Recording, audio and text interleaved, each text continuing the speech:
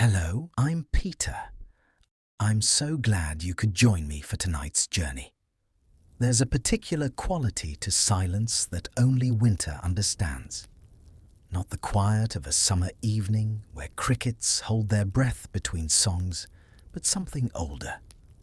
Something that remembers when fire was the only mercy between flesh and freezing. Tonight, as you rest in the warmth of your modern sanctuary, I want to invite you somewhere cold. Not to frighten you, but to show you something beautiful about the human spirit. We're traveling back to a time when winter wasn't a season marked on calendars. It was a test. A long, dark examination of whether you had learned the most important lesson. Survival had to teach that warmth, like hope, is something we create together. The Vikings understood this in ways we've forgotten. When we think of them, we imagine warriors in dragon ships, axes, catching sunlight on foreign shores. But tonight's story isn't about conquest. It's about something far more intimate. It's about how families survived winters that lasted half the year in wooden halls, where the temperature inside could match the temperature of the grave. And the secret, the one thing that stood between life and that creeping cold, wasn't what you might expect. It wasn't massive hearths or architectural genius. It was something you use every night without thinking about it. Something so simple, so humble, that its life-saving power has been hidden in plain sight for 1,000 years. A blanket, one single blanket, shared between many, transformed by human warmth and ancient wisdom into something more than fabric, into a fire that required no wood, no flame, just the quiet determination to hold each other through the dark. Connection, touch, the willingness to become for the span of a night, not separate individuals, but a single living system devoted entirely to the preservation of warmth. Let's join them there in that moment before sleep, in that space where survival and love become impossible to tell apart. Shall we begin? It begins with the realization that day is ending, though in the depths of a Scandinavian winter.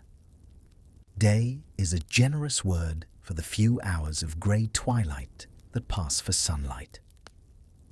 You've been awake since before dawn, which came late and weak, a reluctant guest that stayed barely long enough to let you accomplish the essential tasks.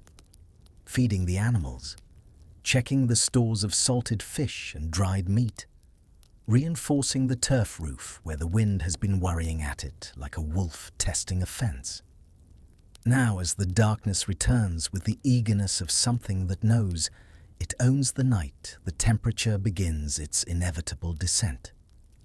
The great fire in the center of the longhouse, which has been your companion through the short day, is being banked. Not extinguished, because fire is too precious, too difficult to restart, but reduced. Transformed from a roaring presence to a bed of coals that glow like the memory of summer. This is done carefully with the kind of attention our ancestors gave to anything that stood between them and death. Too much wood at night is wasteful, burns too fast, and carries the risk of sparks finding dry wood in the darkness. Too little, and the coals might die entirely, leaving you to face the morning with no way to cook, to warm water, to hold back the cold that even now is finding its way through every crack in the walls. So the fire becomes a creature of meditation, an orange glow that pulses gently with its own breathing. And around it, the family begins the ritual that will carry them through to morning. The children are already drowsy. The youngest, a girl perhaps 4 years old, is leaning against her mother's side. Her eyes half closed, one small hand wrapped in the fabric of her mother's overdress. The older boy, 8 or 9, is trying to stay awake to help with the final tasks. But his movements have that underwater quality that children get when sleep is stalking them. The grandmother Astrid, though we might call her that, though names are fluid in this retelling, moves through the space with the economy of someone who has survived 60 winters. Every step is purposeful. She's checking the door, making sure the leather hinges are secure. She's running her hand along the wall where she knows wind has found a way through in previous years, confirming that the mixture of moss and clay stuffed into the gaps is still holding. Her son, the children's father, is bringing in the last of the animals that share the longhouse, not all of them. The bulk of the livestock is in the byre at the far end of the long structure, separated by a partial wall. But some animals are allowed closer. A pair of goats, a particularly valuable ewe who's pregnant and needs watching. And yes, Bjorn, the goat who has become through, means nobody quite remembers a member of the family. Bjorn is grey and shaggy, with horns that curl back like a question mark, and eyes that seem in the firelight to hold some understanding of his unusual status. He knows where he's allowed to be. As the family begins to settle, he picks his way through the long room to the sleeping platform that runs along one wall, and there he waits, patient as stone. The sleeping platform is raised off the ground, which is crucial. The earth floor of the longhouse, packed hard by years of footsteps, holds the cold like a miser holds coins. To sleep directly on it would be to offer your warmth to an infinite void. But raised up on a wooden platform with space beneath for air to circulate for that precious gap between your sleeping body and the hungry ground, you have a chance. The platform has been prepared throughout the day. There's a thick layer of hay dried since last summer and stored in the driest part of the byre. Over that skins. Sheepskins with the wool still on, layered and overlapping, creating a surface that's both soft and insulating. And over that foundation lies a large, heavy textile, a woven length of wool that's been fulled and worked until it's dense as felt. This is the sleeping mat, the base layer. And on top of this, when everyone is in place, will come the blanket. The blanket that is the heart of tonight's story. But first, the preparation of bodies. The removal of outer layers, but not all layers. To sleep naked in this cold would be to wake not at all. The Vikings understood layering in ways that anticipated modern mountaineering. You wear enough to trap warmth, but not so much that you create bulk between bodies. So off come the outer dresses, the overdresses with their long sleeves and heavy fabric. Off come the thick woolen tunics that the men wear over their undertunic. But underneath remains the inner layers, linen or fine wool next to the skin. These have been worn all day and have absorbed the warmth of activity, the oils of skin. They'll hold that warmth through the night. Feet are kept covered. Woolen socks, hand-knitted, sometimes 2 pairs, because feet are the first to complain of cold and the last to warm up. The Vikings knew this. Frozen feet wake you in the night, and waking means moving. And moving destroys the careful architecture of heat you're about to build. Astrid climbs onto the platform first. As the eldest, she has both the right and the responsibility to organize this. She directs her daughter-in-law to the center of the platform with the youngest child. The boy, old enough to generate good warmth but still small, goes next to his mother. The father takes his position on the other side of his wife and daughter. And Astrid, without discussion, positions herself at the outer edge. This arrangement isn't arbitrary. It's the result of countless winters of learned wisdom. The most vulnerable, the smallest children, and the oldest adult are placed where their warmth is either most needed or most easily spared. The young child in the very center will be cocooned by warmth from both sides. The mother next to her radiates constant heat and can respond if the child stirs. The father and older boy form a buffer, and Astrid on the edge accepts the role of sacrifice without complaint. But there's still one more body to position. Bjorn the goat has been standing patiently, and now at a gesture from Astrid, he steps carefully onto the platform. He's been trained to this over years. He knows his place at the feet, curled in the space where legs tangle together, adding his own animal warmth to the collective. His presence is practical, not sentimental, though over time sentiment has grown around the practice. A goat generates heat, perhaps 50 to 70 watts of metabolic warmth, radiating constantly.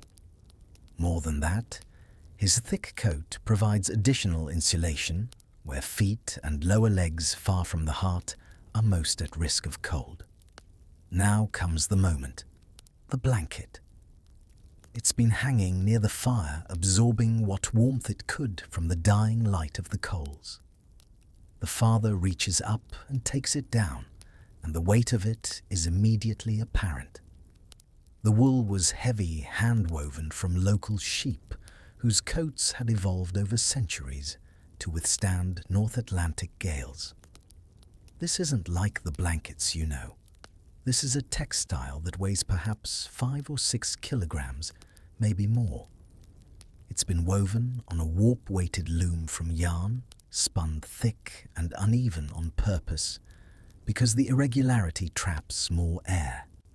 It's been fulled, meaning it's been soaked and beaten, and worked until the fibers have locked together into a fabric that's more like felt than like what we'd call cloth.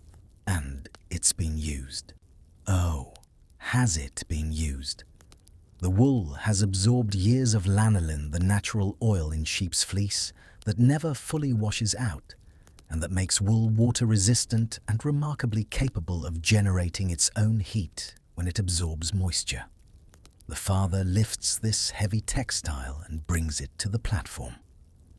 Its weight is significant, a testament to the wool's density. Together, he and Astrid spread it out over the waiting bodies.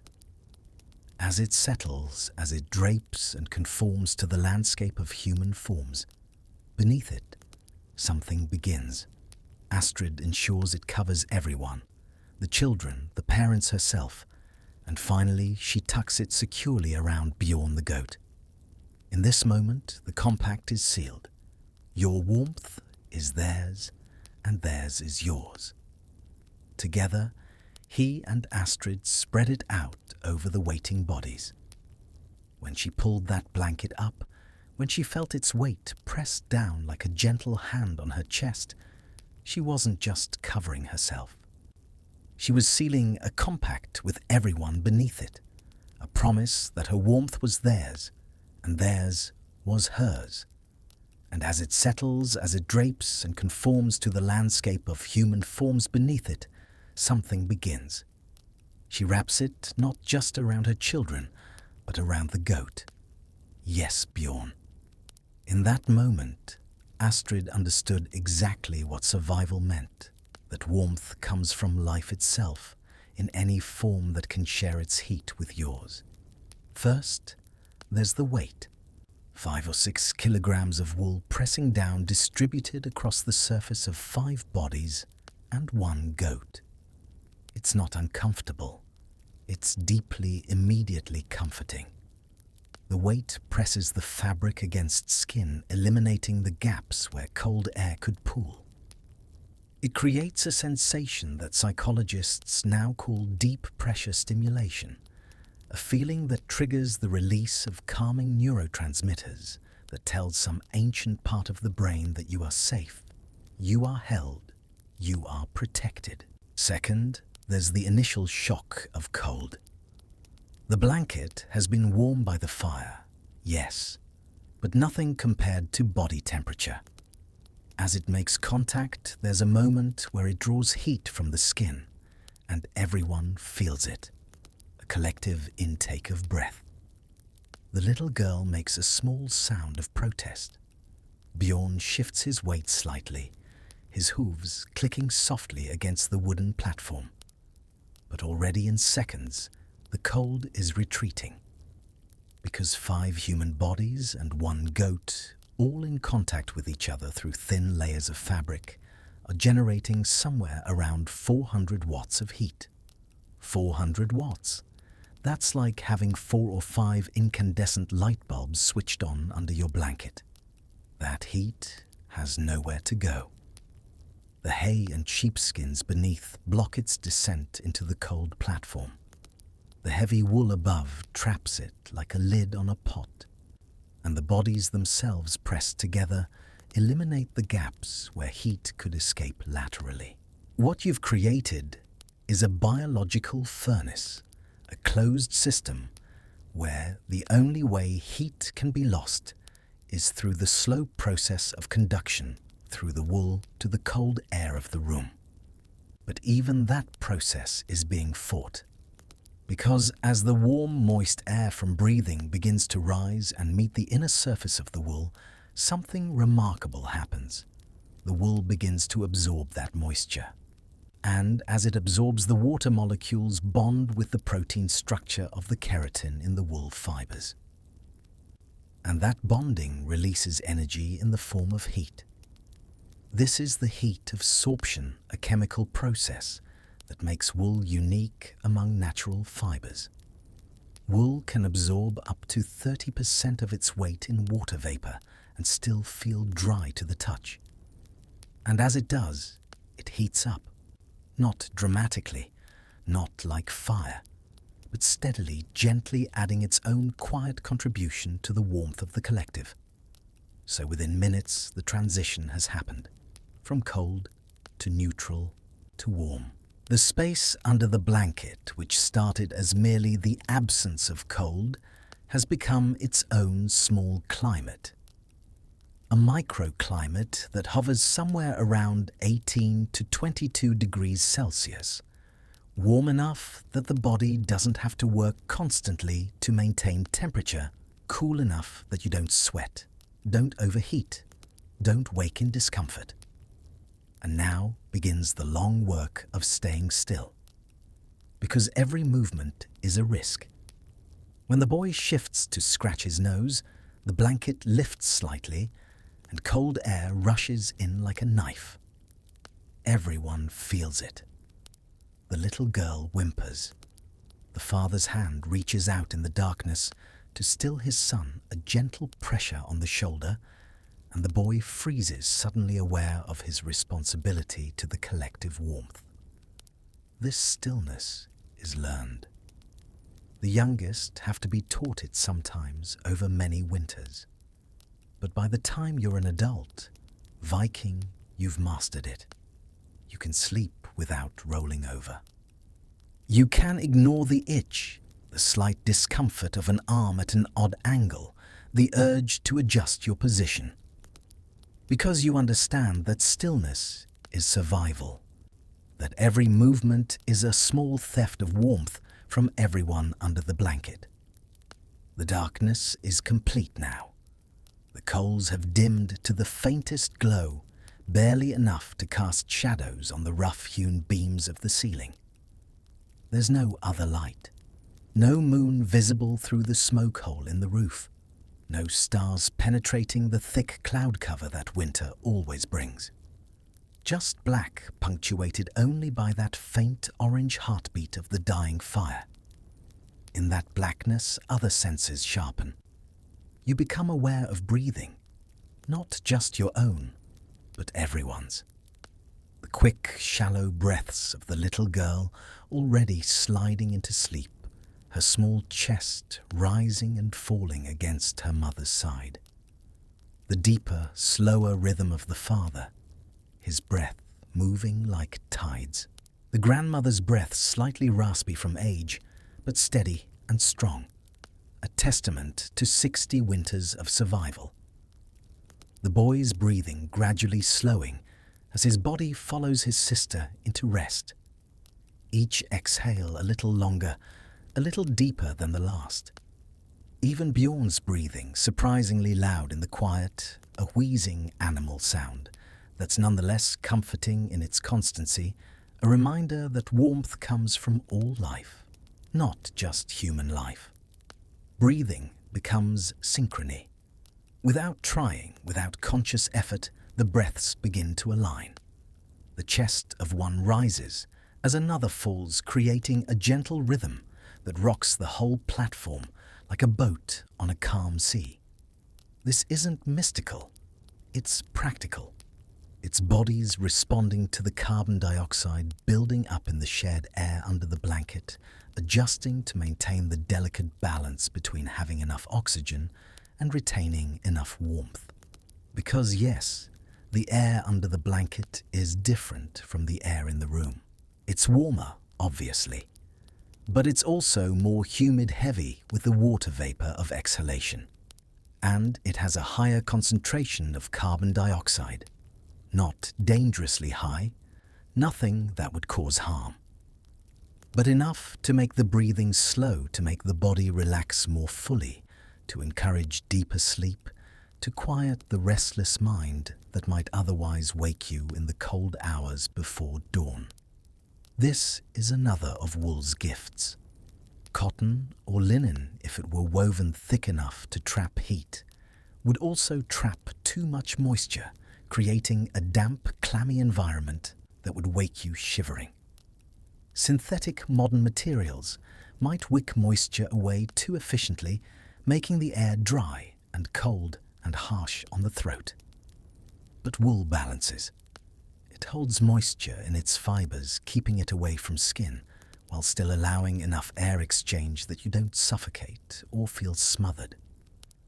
The blanket breathes in its way just enough to sustain life while maintaining warmth. The little girl is fully asleep now. You can tell by the absolute limpness of her small body the way her breathing has taken on the deep, slow quality of someone who has surrendered completely to rest. She's warm. She's safe. Her small hand, which had been clutching her mother's dress, has relaxed and fallen open. In the morning, if asked, she won't remember being cold at all. The night will be a blank, a jump from the moment of lying down to the moment of waking, with nothing but perhaps fragments of dreams in between. The boy takes longer. His mind is still active, following the paths of almost sleep thoughts. He's aware of his father's presence beside him, the solid warmth of an adult body, the steady rise and fall of his father's chest against his back. He's aware of Bjorn's breathing at his feet, the occasional twitch of the goat's legs as he settles more deeply into sleep. He's thinking in the scattered way of tired children about the tasks tomorrow will bring. About whether the snow will be deep enough to make travel impossible. About the story his grandmother told earlier, about the time she as a girl saw the northern lights dance green and red across the entire sky, like the gods themselves were painting with fire. But even his thoughts are slowing, growing liquid and strange. The warmth is working on him, relaxing muscles he didn't know were tense. The weight of the blanket presses down like a hand, like protection, like being held. And gradually, inevitably, his breathing matches the rhythm of those around him. His heartbeat slows, and he too slides down into sleep, down into that place where the cold cannot reach, where warmth is all there is. The adults remain awake longer. This is their responsibility, to be the last to sleep, to be certain all is secure. The father's eyes are open in the darkness, seeing nothing but listening for any sound that doesn't belong. The crack of timber that might mean ice damage to the roof. The sound of wind changing direction, which could signal a storm coming. The restless movement of animals in the byre that might indicate a predator has somehow found its way close to the longhouse. But there's nothing. Just the wind constant and low, and the tiny settling sounds of a house in cold. The creak of wood contracting as temperature drops. The whisper of ash falling in the fire pit. The soft, rhythmic breathing of his family. So he allows himself to relax. His hand under the blanket finds his wife's hand, and they hold each other in the darkness. Fingers interlaced, a moment of connection that has nothing to do with warmth, and everything to do with being alive together through another winter day. They've survived today, they'll survive tonight, and tomorrow they'll begin again. Astrid, on the outer edge, is the most exposed. She can feel the cold air of the room against her back, even through her layers, even through the portion of blanket that covers her. The temperature difference is noticeable. Her front, pressed against her daughter-in-law's back, is warm. Her back is cold. But she doesn't shift inward. She doesn't try to claim more warmth for herself. This is her place. She's held it through decades of winters, through all the years since her children were small, and she slept in the middle, protected and warm. When she was young and newly married, she slept in the center, the precious position reserved for new brides and young mothers. As she bore children, she moved toward the edge to make room for the young ones who needed protection more than she did. Now, as the grandmother, she takes the coldest position without resentment, without complaint. This is simply how it's done. This is the way of survival in the North. The young, who are the future, must be protected at all costs. The strong, who are the present, must provide and work and sacrifice their comfort for the collective good. And the old, who are the past, but also the memory and wisdom of the tribe, must give what they still can, even if it's only this accepting cold. So others stay warm, being the shield against the night, offering their bodies as insulation for those who will carry the family forward when they're gone. But even Astrid isn't suffering. The collective warmth radiates outward, warming even the outer edge more than she would ever achieve alone in a separate bed in a separate room. And she has tricks learned over 60 years. She's drawn her knees up toward her chest, minimizing her surface area, reducing the amount of her body exposed to the cold. She's positioned her back directly against the slight draft she knows comes from a particular gap in the wall, blocking it for those beside her, her body becoming a windbreak. And slowly, finally, she too sleeps. Not deeply, never deeply anymore at her age, when the body seems to know that deep sleep is a luxury it can't quite afford, but enough. A drifting state where she's aware of the night and her family and the cold, but removed from them, resting in that space between waking and dreams where time passes without marking its passage, where the body repairs what it can and the mind sorts through the day's small events and files them away. Under the blanket, the microclimate stabilizes. The wool has absorbed the initial rush of moisture from their breath and is radiating gentle heat back. The air is warm and thick, and still with that peculiar quality of air that's been breathed many times, that carries the essence of the people who breathe it. The bodies pressed together have created a sealed system where heat loss has been minimized to the point where their normal metabolism, their ordinary production of warmth just from being alive, is more than sufficient to maintain temperature. This is the miracle. Not that they don't freeze, though. That would be miracle enough. That's barely a miracle. That's just physics and biology working together. The miracle is that in this warmth, there's peace. That in this forced proximity, this utter lack of privacy or personal space, there's comfort. That in the darkness and cold of a winter that will last months, there's this nightly reprieve where they can forget their vulnerability and simply be together warm and safe, connected by more than blood or duty, connected by the fundamental human need to survive, and the knowledge that survival only comes through unity. Outside, the wind continues its work. It finds the corners of the longhouse and worries at them. It pushes against the turf roof, testing for weaknesses. It slides through gaps and cracks, carrying with it the brutal cold of a winter night in the north, where temperatures can drop to levels that would kill an exposed human in hours. Inside, breath by breath, heartbeat by heartbeat, a family survives the night through the simple act of sharing their warmth. And in the morning, when the first grey light filters through the smoke hole and the gaps in the walls, when someone rises to restart the fire and begin another day, they'll wake not to the memory of cold, but to the memory of each other's presence. They'll wake together as they've always done, ready to face whatever the day brings. This is how it was done. This is how they survived.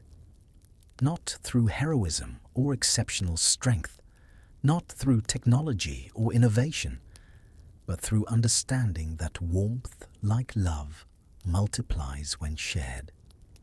That the blanket works not because of what it is, but because of who lies beneath it.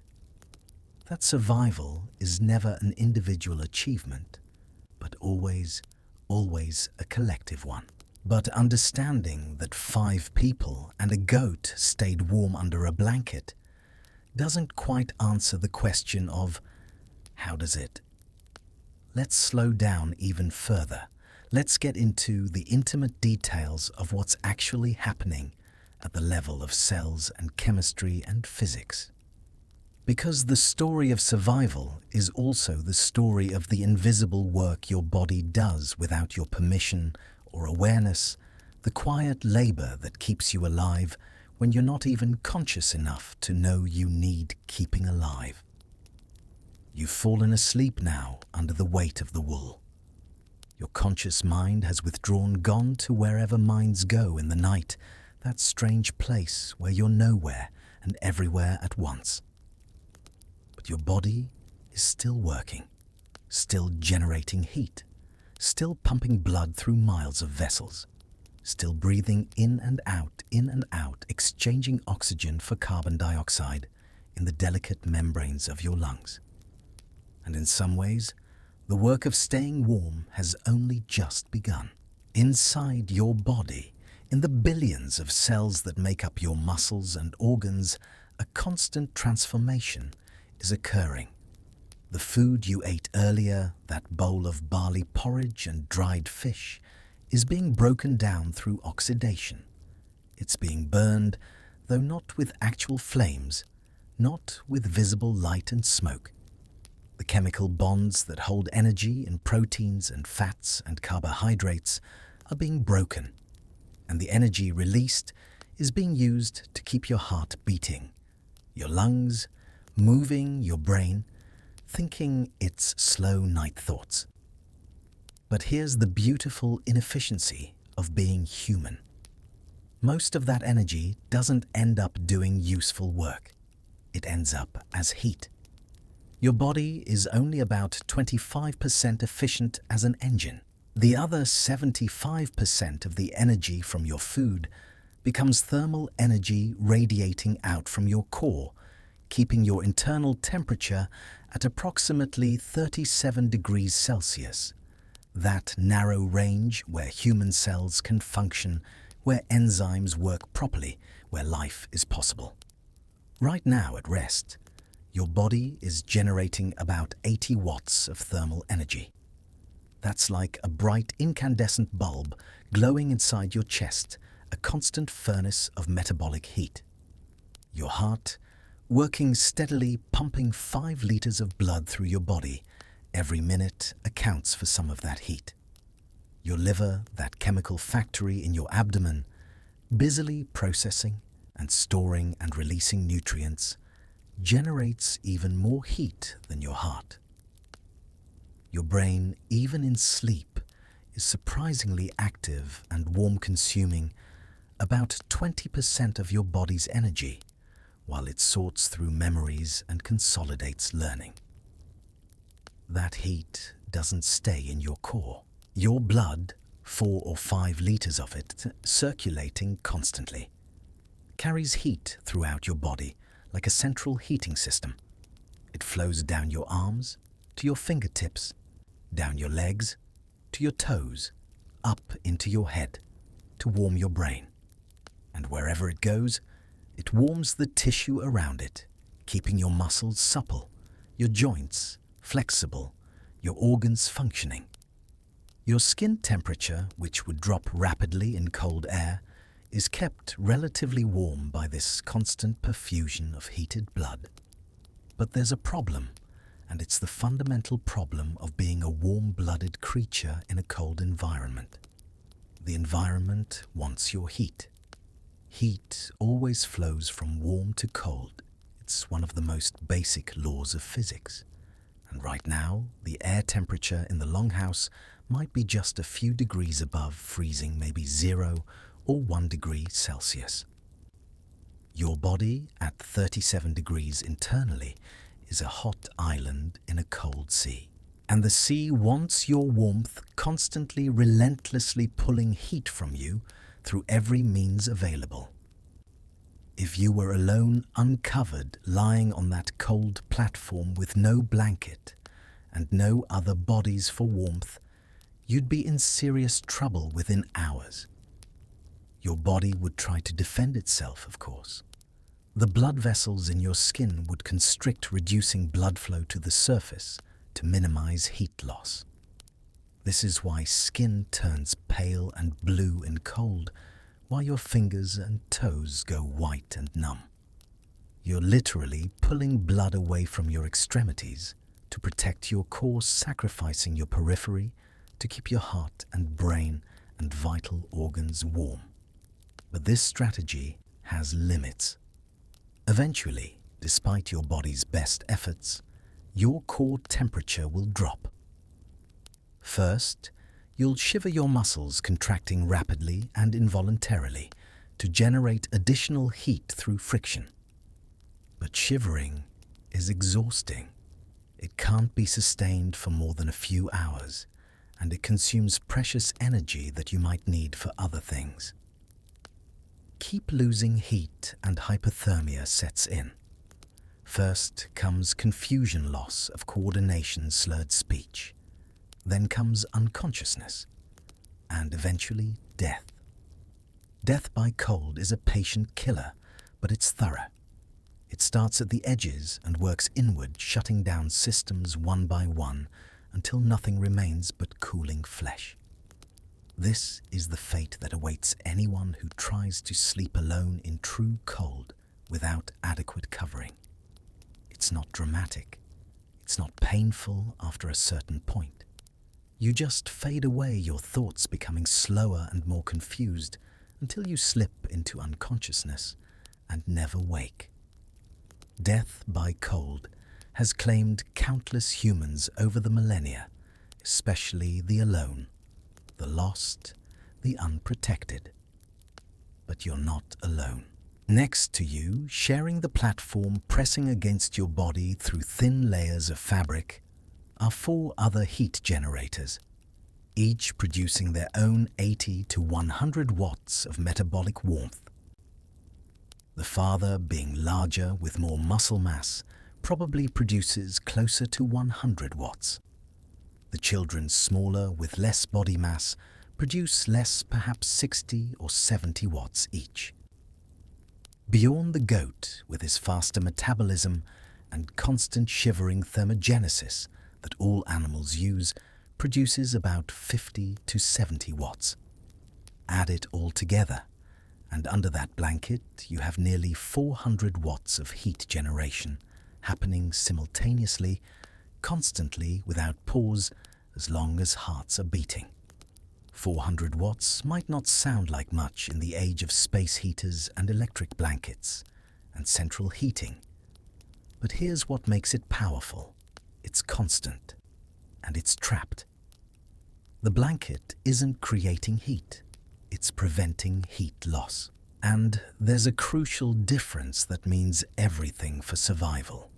An active heat source like a fire can go out, wood can run out, sparks can fail to catch.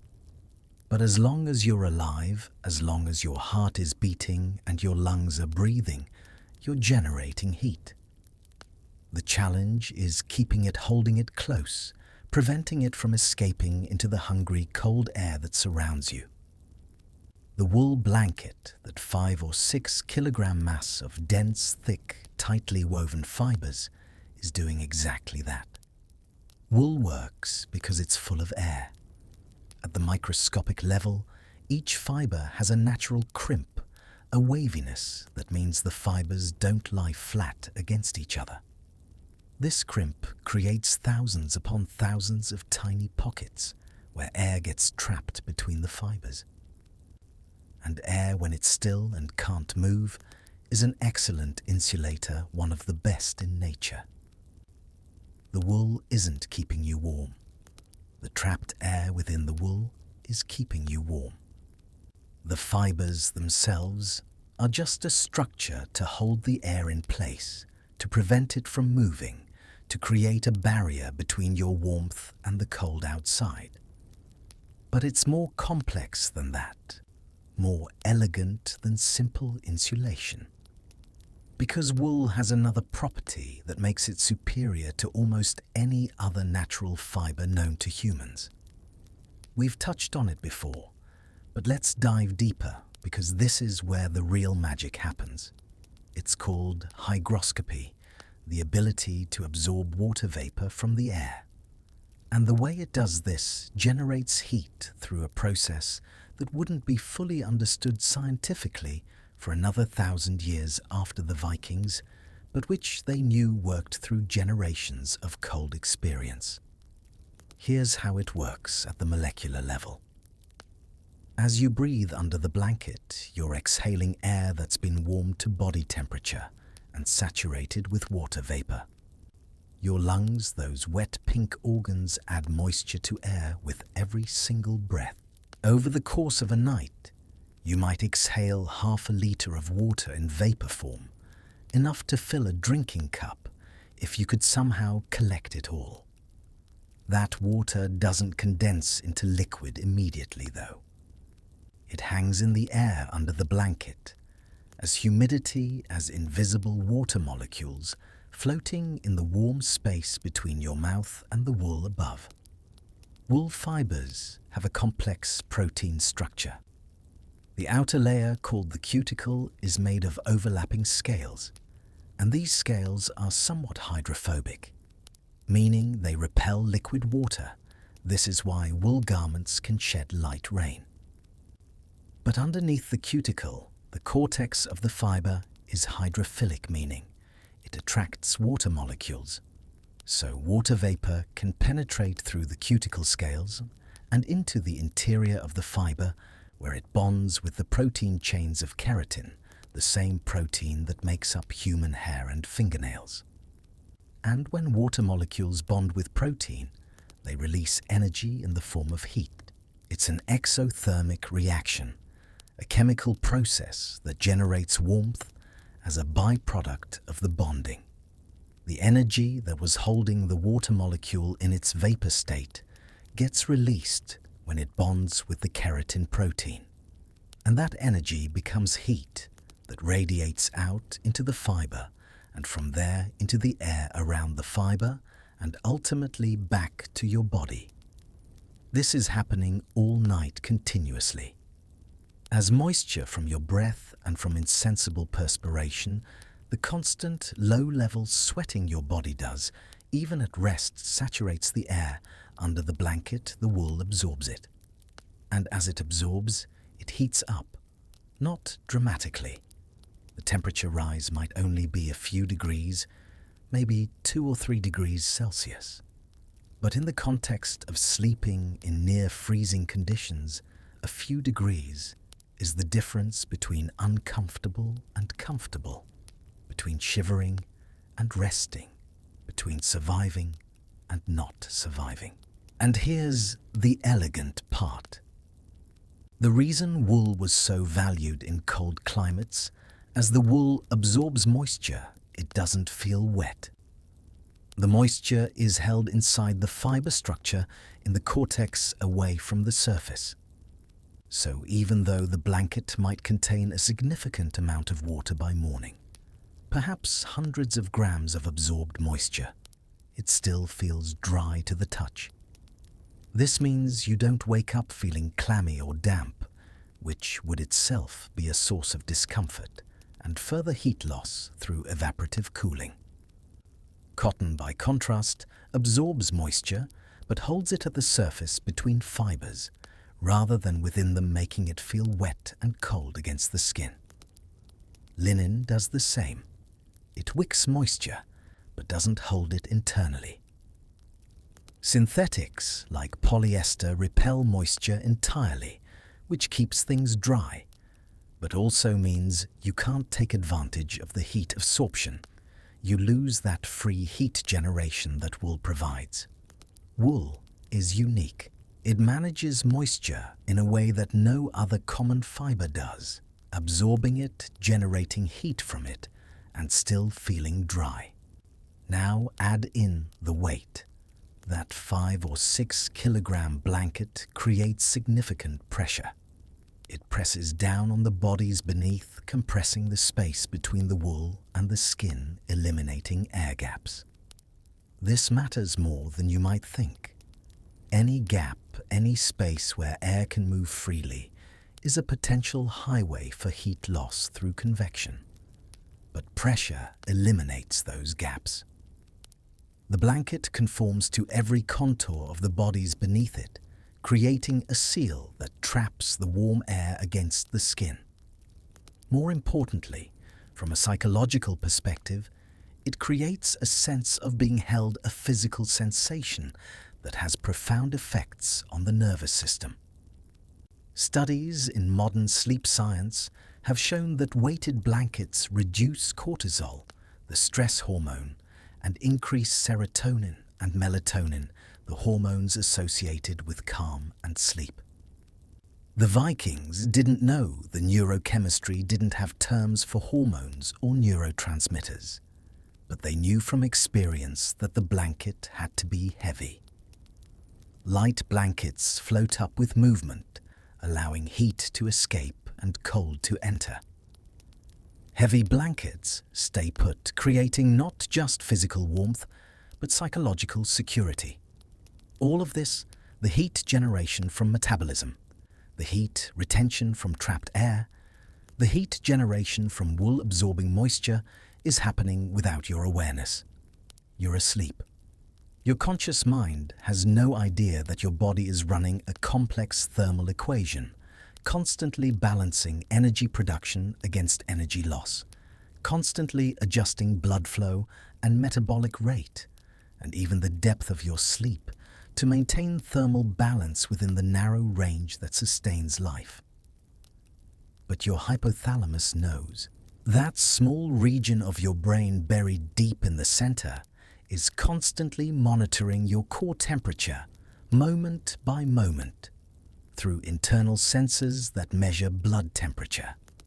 It's adjusting blood flow to your skin, increasing it when you're warm, decreasing it when you're cold. It's adjusting your metabolic rate, ramping up heat production if temperature drops, easing off. If you're warm enough, it's even adjusting the depth of your sleep, because deeper sleep reduces metabolic rate slightly, And sometimes that reduction is what's needed to conserve energy for the long night ahead. And because you're not alone, because there are other bodies pressed against yours radiating their own warmth, your hypothalamus can relax a little. It doesn't have to work as hard to maintain temperature. The man next to you, the boy on the other side, they're radiating warmth that supplements your own. Where your shoulder presses against the father's back, no heat is lost from either of you at that contact point. That surface is thermally neutral, neither gaining nor losing heat. It's as if those two surfaces don't exist as separate entities. The warmth stays in both bodies, circulating, sustaining. This is the efficiency of communal sleeping, the mathematics of shared warmth. When animals huddle for warmth, they're doing the same calculation that the Vikings did. Emperor penguins in Antarctica, for example, can survive temperatures of -40 degrees Celsius by forming tight groups where the individuals on the outside shield those on the inside.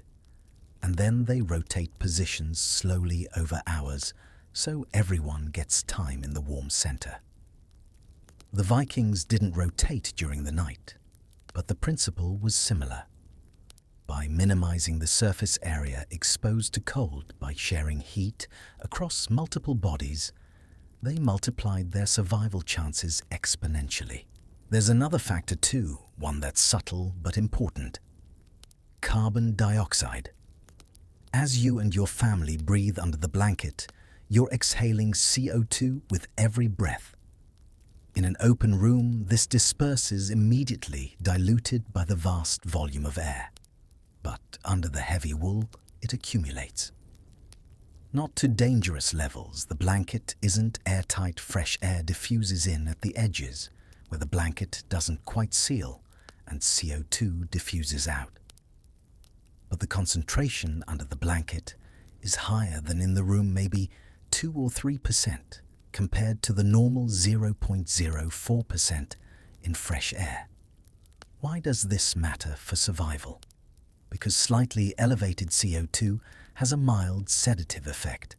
It slows your breathing, naturally, making each breath deeper and more efficient. It deepens your sleep, reducing the number of times you wake during the night. And it reduces anxiety, that restless mental state that can keep you awake even when your body is exhausted. This isn't hypoxia or suffocation. There's still plenty of oxygen, probably 18 or 19% compared to the normal 21.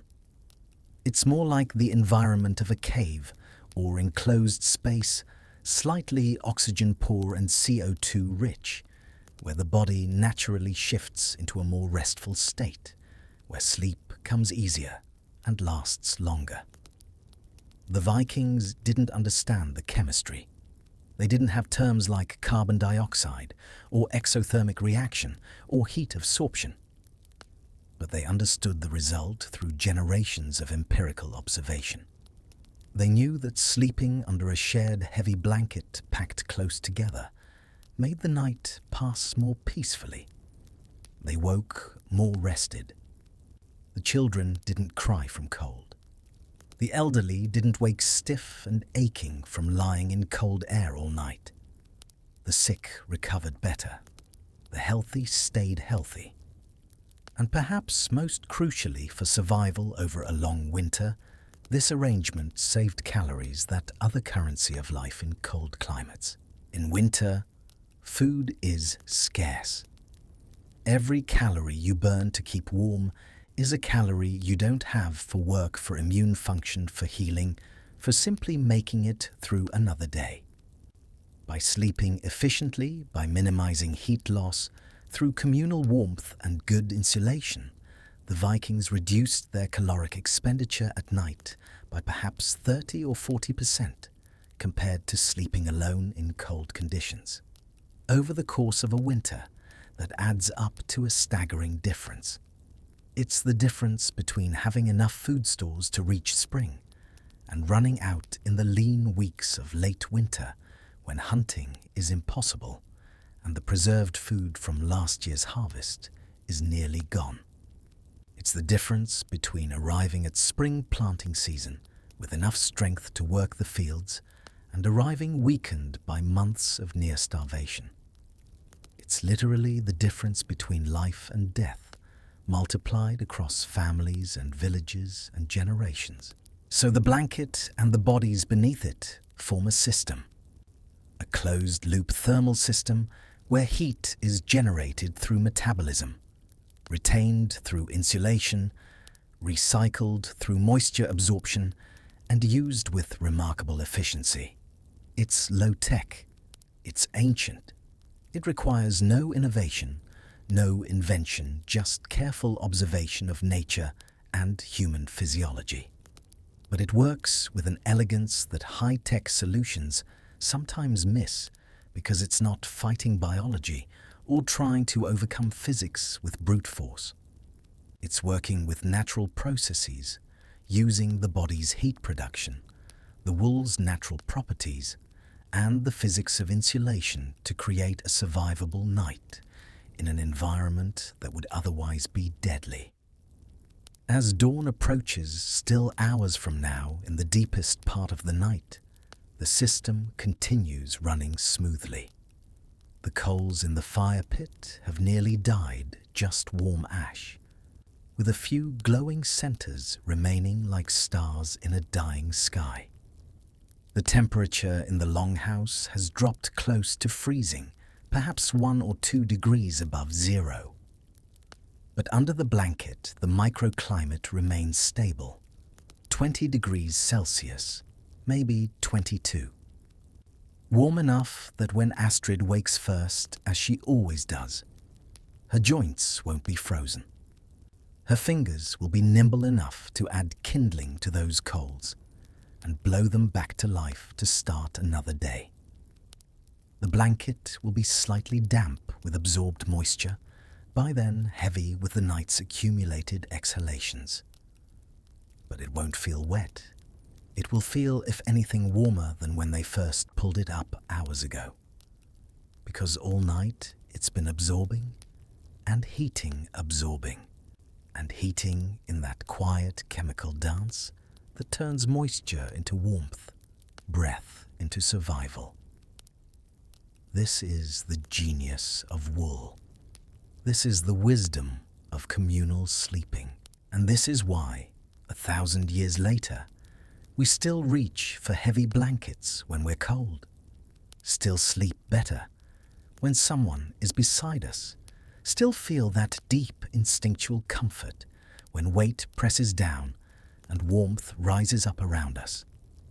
We're remembering something our bodies never forgot, a knowledge written into our cells through thousands of generations of cold survival. The blanket works not because of technology or innovation, but because it aligns with what we are warm-blooded creatures who need each other to survive the dark. So far, we've talked about heat generation and retention as if it's a mechanical process, energy in energy-conserved temperature maintained, physics and chemistry dancing their eternal dance. But what transforms this from mere thermodynamics into something profound is that it's not machines under that blanket, it's people. And people have heartbeats and breath and presence. And when you put people together in the intimate space of shared sleep, something more than warmth is created. Let's return to that sleeping platform in the coldest part of the night, around what might be 2 or 3 in the morning, if they tracked time that way, which they mostly didn't. Time in winter darkness is measured not by clocks, but by the quality of the dark, by how deeply the cold has settled, by how far away dawn feels. Right now, dawn feels impossibly far away, a concept more than a promise. The darkness is absolute.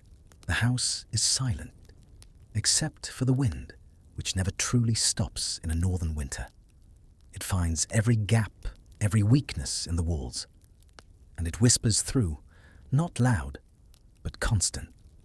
A reminder that outside is a world that would kill you in hours, maybe less. The cold out there is not just cold, it's annihilation, the complete absence of warmth, the void that wants to claim all heat for itself. But inside, under the wool, there's a different sound. Breathing. Not one breath, but many a soft symphony of inhalations and exhalations that overlap and interweave like voices in a choir. And if you could somehow observe this from above with special vision that could see through the heavy blanket, you'd see something remarkable. The breaths are synchronizing, not perfectly. Bodies aren't metronomes. Human beings aren't machines. But gradually, over the course of the night, the breathing patterns align. The little girl breathes quickly, her small lungs working faster to oxygenate her blood. About 20 breaths per minute, fast like a small bird. Her brother, larger but still a child, breathes more slowly.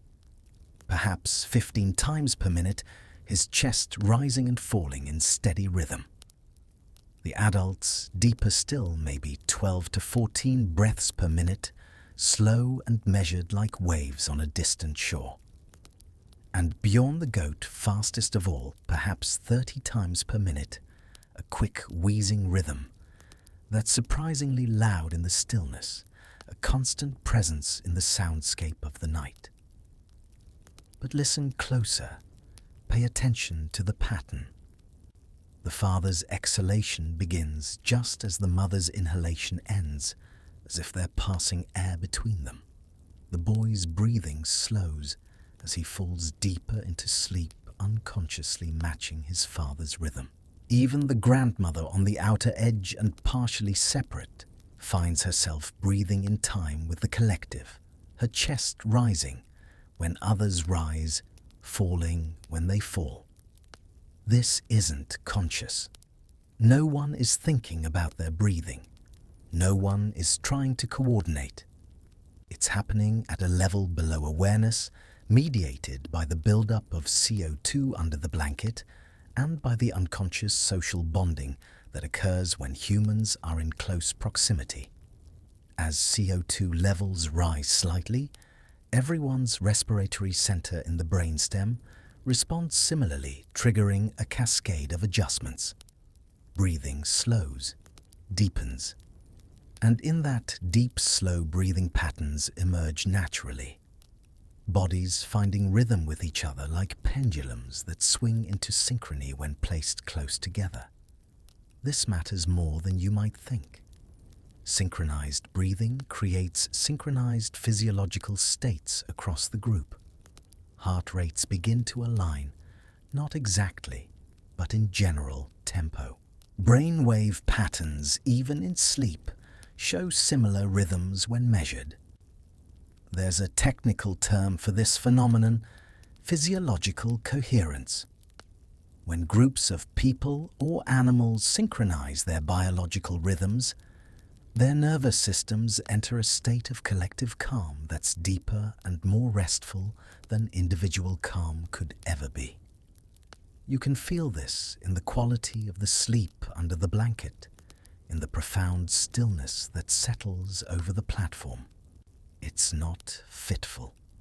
No one is tossing or turning much. The children don't wake crying from dreams. The adults don't startle awake at small sounds. Even Bjorn, who in a normal barn might shift position frequently through the night, lies remarkably still, his goat dreams undisturbed. Part of this is physical necessity, of course. Any large movement disrupts the thermal seal, breaks the careful architecture of trapped warmth. But part of it is this synchronization, this unspoken agreement of bodies to rest together, to breathe together, to let the night pass in collective peace. It's as if the 6 beings under the blanket have become, for the duration of the night, one organism with 6 hearts and 6 sets of lungs, but one shared purpose to maintain warmth and survive until morning. The heart beats too, are part of this symphony, though you can't hear them with ears. But if you're pressed close enough skin to skin, or nearly so you can feel them.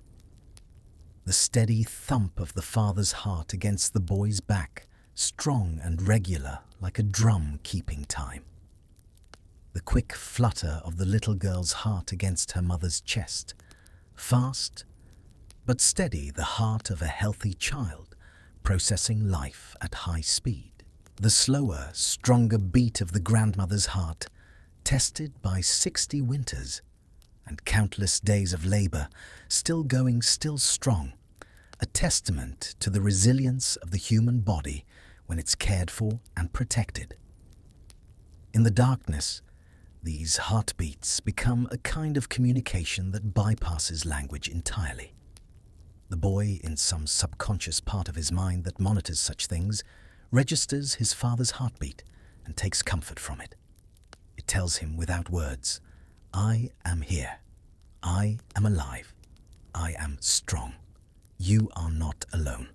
You are protected." The mother feels her daughter's heartbeat and knows without waking, without conscious thought, that the child is well, that she hasn't grown cold, that she's breathing properly, and her heart is beating as it should, and she's safe. This is information that travels below the level of consciousness, processed by parts of the brain that evolved long before language, long before complex thought. Your sleeping brain monitors these things constantly. It's assessing. Am I warm enough? Am I safe from predators? Are my people near? Is my family alive? And when all those questions are answered, yes. When all the signals indicate safety and warmth and togetherness, the brain allows deeper sleep. Restorative sleep. The kind of sleep where growth happens in children, where healing happens in adults, where memory consolidates, and the immune system does its crucial work of fighting off the infections and illnesses that winter always brings. Contrast this with sleeping alone in the cold. Your brain can't rest as deeply, can't let go as completely. Some part of it remains vigilant, monitoring temperature, constantly listening for threats that might come in the night, unable to fully surrender to sleep because you are your only protector. Under the shared blanket, that vigilance is distributed among 6 sets of senses. If anything goes wrong, if danger comes, there are others who will wake others who will respond. So paradoxically, even though you're more vulnerable when asleep, you're actually safer in a group. And your body knows this at a deep evolutionary level. Your nervous system relaxes in ways it never could alone. Now let's talk about touch, about the simple, continuous physical contact of bodies pressed together through thin layers of fabric. In modern Western culture, we're taught to value personal space, to maintain distance, to touch only in specific contexts, romantic, familial, or medical. We build walls around our bodies and call it respect. But for most of human history, and still in many cultures around the world, touch was and is constant. Babies were worn on mothers' backs, sleeping and waking. Children piled together to sleep like puppies. Adults shared sleeping spaces without awkwardness or sexual implication. The Vikings lived in this world of constant touch. Privacy was impossible. In a longhouse, there was simply no space for it. 20 people might share a structure 60 feet long with animals at one end and humans at the other, and precious little in between. So touch became normal, expected, comforting, rather than intrusive. Under the blanket, everyone is touching someone. The boy's leg is thrown over his father's thigh. The mother's arm cradles her daughter's hand, resting on the small chest to feel each breath. The grandmother's back presses against her daughter-in-law's back, 2 generations connected through thin wool. This touch, maintained through the night, triggers a cascade of beneficial hormones and neurotransmitters. Oxytocin, often called the bonding hormone, is released when we touch or are touched by someone we trust. It lowers cortisol, the stress hormone that keeps us anxious and alert. It promotes feelings of safety and connection and belonging. In children, this touch is crucial for healthy development. Studies have shown that children who experience more physical contact, who are held more, who sleep in proximity to caregivers, develop better emotional regulation and lower baseline anxiety. They grow up feeling fundamentally safe in the world. But it's not just children who benefit from touch. Adults do too profoundly. The father, lying next to his wife and children, surrounded by family, is receiving the same hormonal benefits. His blood pressure is lower than it would be alone. His immune system is stronger, primed by the constant low-level exposure to family members' microbiomes. Even his pain threshold is higher, meaning the aches and pains of a day's hard labor bother him less. Touch is healing in ways that go far beyond simple comfort. And the grandmother, though she's on the outer edge and colder than the rest, is still touching her family through the pressure of her back against her daughter-in-law's back. That contact, the warmth of living flesh pressed against hers, the sound of her grandchildren breathing just beyond these things, tell her nervous system that she matters, that she's part of something larger than herself, that she has not been abandoned to face the cold alone. In the social isolation that can come with age as friends die and contemporaries fade away, this nightly reminder of connection is survival in a different but equally important sense. It's survival of meaning, of purpose, of the will to go on. There's also the matter of small movements, the tiny adjustments that happen even in sleep. Despite the need for general stillness to preserve the thermal seal, no one is perfectly motionless through the entire night. There are tiny shifts, a hand flexing unconsciously in sleep, a foot twitching as muscles relax completely. The boy's elbow pushing slightly against his mother as he adjusts his arm to a more comfortable position. These micro-movements create small changes in pressure and contact that keep blood circulating properly, prevent numbness and tingling, and provide just enough variation to keep the body comfortable without disrupting sleep. And when someone does make a larger movement, say the boy shifts position more substantially, turning from his side to his back, the entire group adjusts instinctively. The mother's hand reaches out to guide him back to stillness, a touch that communicates, shh, stay still, without words or waking. The father shifts slightly to accommodate the new position, making space. The blanket is pulled back into place by practiced sleeping hands, the thermal seal restored. All of this happens with minimal waking bodies moving in coordination like a school of fish turning as one.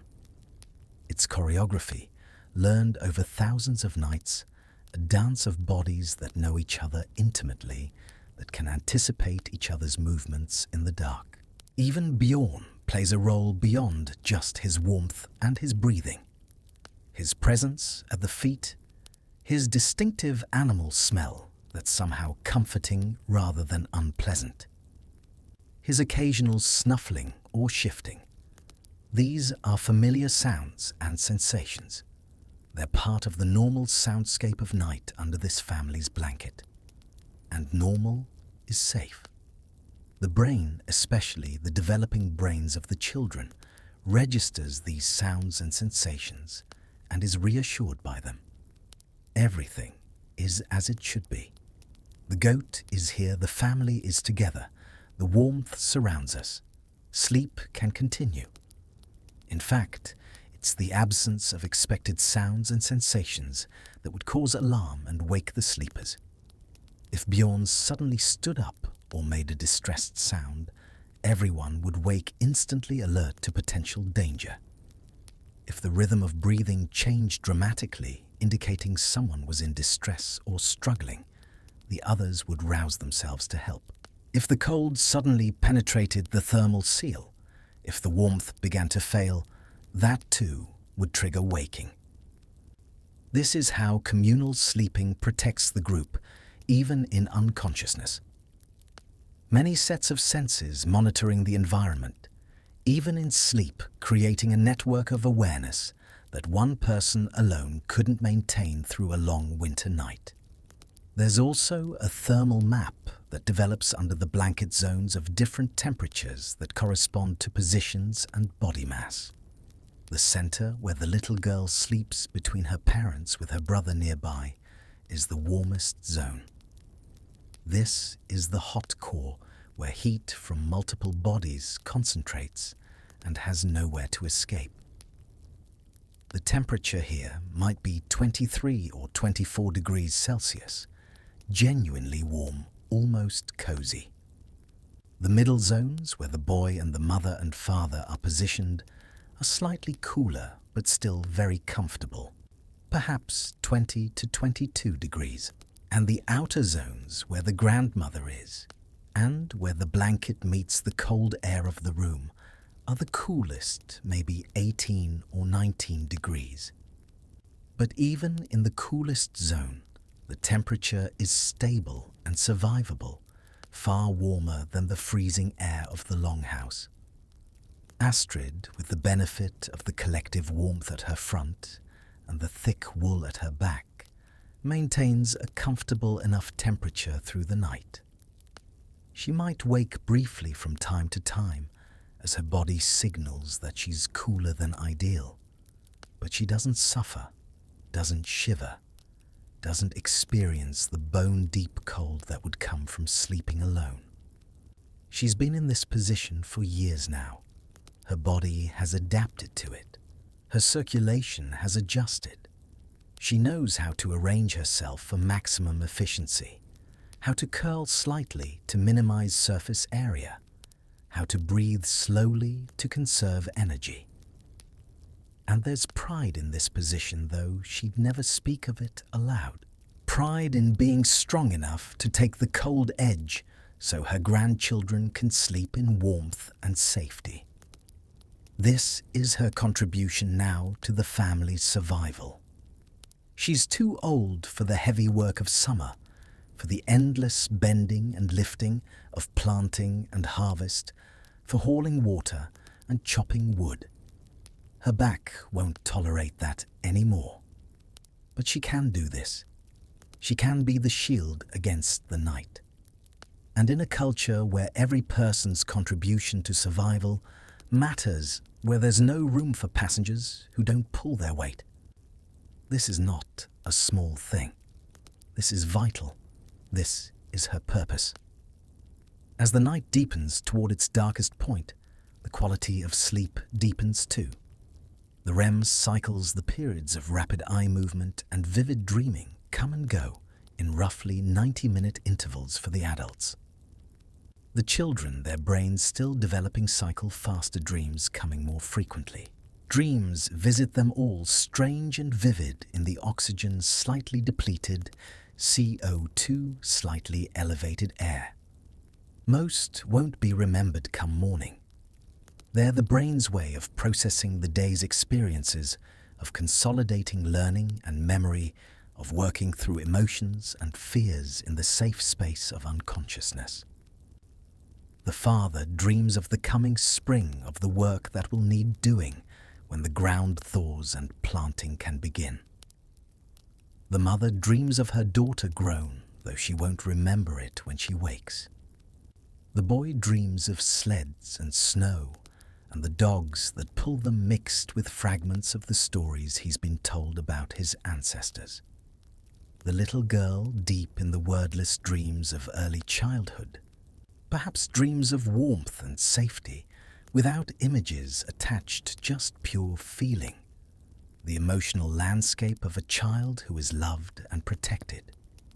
Astrid's dreams, when they come in her lighter sleep, are different. The dreams of age are often memories revisited. People long dead seen again in the strange theatre of sleep. She dreams of her husband gone 5 winters now to a fever that even he couldn't outlast. She dreams of her own children when they were small before life hardened them into the capable adults they became. She dreams of the springs and summers of her youth, when the world seemed endless and her body was strong, and the future stretched out bright with possibility. But even in dreams, she's aware of her physical state. She's aware of the cold at her back and the warmth at her front. She's aware that she's in her place on the outer edge, doing her duty to her family. And there's contentment in that, even while sleeping, a deep sense that she's exactly where she should be, that her life has meaning and purpose, that she matters. The night continues its slow passage. The house settles further into cold as the last warmth from the day's fire dissipates completely into the frozen ground and the winter air. Outside, the stars wheel overhead in their eternal dance, though no one sees them through the thick cloud cover that winter always brings. The moon rises and sets somewhere beyond the clouds, its light barely penetrating the darkness. And under the blanket, hearts beat and lungs breathe, and bodies generate their small fires, and together they create warmth enough to survive until dawn, warmth enough to protect the most vulnerable, warmth enough to sustain life through another long winter night. This is the genius of communal sleeping. Not just the physics and chemistry and biology, though those are remarkable enough, but the social arrangement that makes it possible. The willingness to give up privacy and personal space for the greater good. The trust required to sleep so vulnerably with others, to literally put your life in their hands. The love, though they might not have called it that. Though the word love might have seemed too soft for the harsh realities of Viking life that makes a grandmother accept cold. So a child stays warm that makes a father position himself as shield, that makes a mother wrap her body around her daughter like a living fortress. This is what the blanket represents, what it's always represented through centuries of cold. Not just wool and weight, not just fabric and fiber, but the covenant of survival, the agreement that we live and die together, that our warmth belongs to all of us, that no one faces the darkness alone as long as the family remains. This is the ancient compact older than nation or religion or law. This is humanity at its most fundamental beings who survive by holding each other close. We need to talk about something subtle now, something that happens in the space between bodies and blanket, in the micro-environment being created by breath and warmth and time. Because under that wool, the air itself is transforming, becoming something different from the cold atmosphere of the longhouse. It's becoming a private atmosphere, unique and precisely calibrated to support sleep and survival, a bubble of life suspended in the frozen night. With every exhalation, each sleeping person releases air that's been inside their body, transformed by passage through the lungs. Air enters your body at whatever temperature the environment provides. In this case, perhaps 0 degrees Celsius, cold enough to sting the nostrils. But by the time you exhale, that air has been warmed to 37 degrees body temperature, heated by contact with the warm, moist membranes of your respiratory system. And it's been saturated with moisture, loaded with water vapor until it can hold no more. The lungs are wet places lined with thin membranes where oxygen and carbon dioxide exchange across the smallest distance possible. These membranes are constantly moist, have to be moist for the gas exchange to work properly. When air passes through them, it picks up water vapor, a lot of it. Over the course of a night, a single adult might exhale up to half a liter of water in vapor form, enough to fill a drinking cup if you could somehow collect and condense it all. Multiply that by 5 people, and you're looking at 2.5 liters of water being released into the air under the blanket over the course of 8 or 10 hours of sleep. In an open room, this moisture would dissipate immediately. The cold air of the longhouse is dry, especially in winter, when any moisture in the air tends to freeze out as frost on the walls and ceiling, creating those beautiful but ominous patterns that speak of how cold it truly is. But under the blanket, the moisture has nowhere to go quickly. It accumulates in the enclosed space, trapped by the same wool barrier that traps heat. The air becomes humid, thick with invisible water molecules, heavy in a way you can almost taste. Now, in a cotton or linen blanket, this would be a disaster waiting to happen. The fabric would absorb the moisture at the surface, the side facing the breathing bodies. It would become damp, then wet, and then that wetness would conduct heat away from the body rapidly through evaporative cooling. Wet fabric against skin in cold temperatures is one of the most dangerous situations in survival. Staying dry is almost as important as staying warm, because wet cold is far deadlier than dry cold. It steals heat 25 times faster than air does. But wool, that remarkable fiber, is different. Remember, wool fibers are scaled like tiny shingled roofs, with overlapping plates that point away from the root of the fiber toward the tip. These scales are somewhat hydrophobic.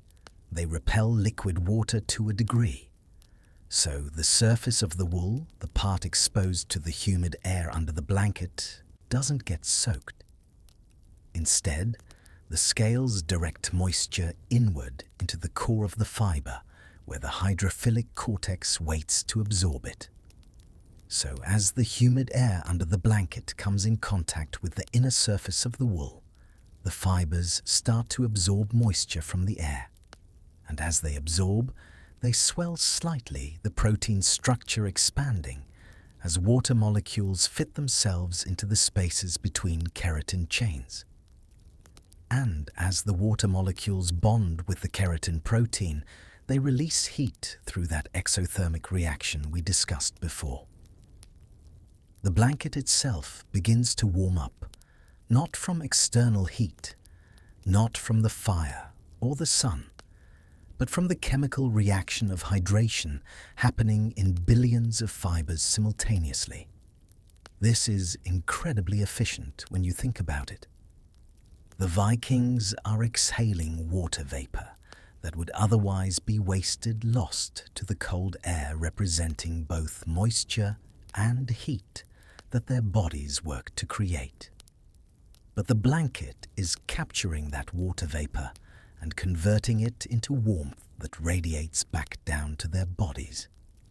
It's a closed-loop heat recovery system operating on principles of chemistry that wouldn't be formally understood for another 1,000 years, but working perfectly nonetheless. But there's a limit to how much moisture the wool can absorb before it reaches saturation, before every available bonding site in the keratin is occupied by a water molecule.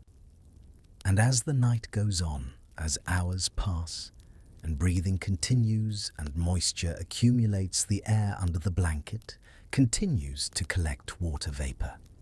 Eventually, you reach a kind of equilibrium.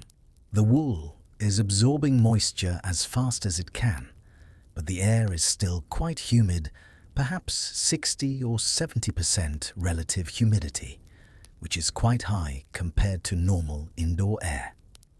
But here's the interesting thing, because the temperature under the blanket is also elevated. Warm air can hold much more moisture than cold air before it feels uncomfortable. Humid warmth is different from humid cold. It feels close, enveloping, like a gentle embrace, like being wrapped in something alive. It doesn't feel clammy or unpleasant the way humid cold does. In fact, this level of humidity is actively beneficial for the respiratory system. Dry air irritates nasal passages and throats, drying out the protective mucous membranes that trap pathogens and particles. People who sleep in dry air often wake with sore throats, stuffy noses, and increased susceptibility to respiratory infections. But humid air keeps those membranes moist and comfortable and functioning properly. The children especially benefit from this. They're less likely to develop the dry coughs and colds and respiratory ailments that plague winter populations living in dry, cold conditions. Now let's consider the carbon dioxide more carefully, because this is where things get interesting from a physiological perspective. Normally, the air around us contains about 0.04% carbon dioxide. It's a trace gas produced by all animal respiration and consumed by plants during photosynthesis, kept in balance by the living systems of Earth. We breathe it out with every breath, but in open air it disperses so quickly that it never builds up to noticeable concentrations. Under the blanket, though, things are different. Each breath out adds CO2 to the shared airspace. And while the blanket isn't airtight, while fresh air does diffuse in from the edges slowly, and CO2 does diffuse out, the exchange is slow enough that the concentration builds. The concentration of CO2 under the blanket might reach 2%, 3%, even 4% in the deep night when everyone has been sleeping for hours. This is hundreds of times higher than normal atmospheric levels, though still far below dangerous concentrations. Pure CO2 in high enough concentrations can cause suffocation, but at the levels we're talking about, it's merely noticeable to the body. How does the body notice? Through chemoreceptors, specialized nerve cells in the brainstem, and in the carotid arteries, the major blood vessels that supply the brain. These sensors are constantly monitoring the CO2 levels in your blood, and by extension, in the air you're breathing. When CO2 rises even slightly, they trigger a response: breathe deeper, breathe faster, to expel the excess CO2 and bring in more oxygen. But here's the interesting part, the part that makes this not a problem, but actually beneficial for sleep. The body doesn't just respond to elevated CO2 with alarm. At mild elevations, the kind we're seeing under the Viking blanket, slightly elevated CO2 has a sedative effect. It makes you breathe more slowly and deeply rather than faster. It shifts your nervous system toward parasympathetic dominance, the rest, and digest mode away from the sympathetic fight or flight mode. It encourages sleep and discourages waking. It creates a state of calm that's deeper than normal sleep. This isn't hypoxia, which is oxygen deprivation and which is dangerous. The air under the blanket still has plenty of oxygen, probably 18 or 19%, compared to the normal 21%. That's not enough difference to cause problems, not enough to trigger the feelings of air hunger or panic that true hypoxia causes. But the elevated CO2 acts as a gentle sedative, a chemical signal to the body that it's safe to rest deeply, that vigilance can be released, that consciousness can withdraw further than it normally would. There's some evidence, though, it's speculative and based on evolutionary reasoning, rather than direct proof that humans sleeping in enclosed spaces throughout our history, in caves or huts or tents or under heavy furs, regularly experienced these slightly elevated CO2 levels. And that over evolutionary time spanning hundreds of thousands of years, our nervous systems adapted to interpret this environment as safe and restful. It became the chemical signature of shelter, of being protected from the elements, of not being alone and exposed in the dangerous outdoors. High CO2 with adequate oxygen means you are inside, you are sheltered, you are with your group. You can sleep deeply. So under the blanket, the air is warm at around 20 to 22 degrees Celsius. It's humid at 60 to 70%. It's slightly enriched in CO2 at 2 to 4%. And it's slightly depleted in oxygen at 18 to 19%. This combination of factors creates an environment that encourages stillness and deep sleep.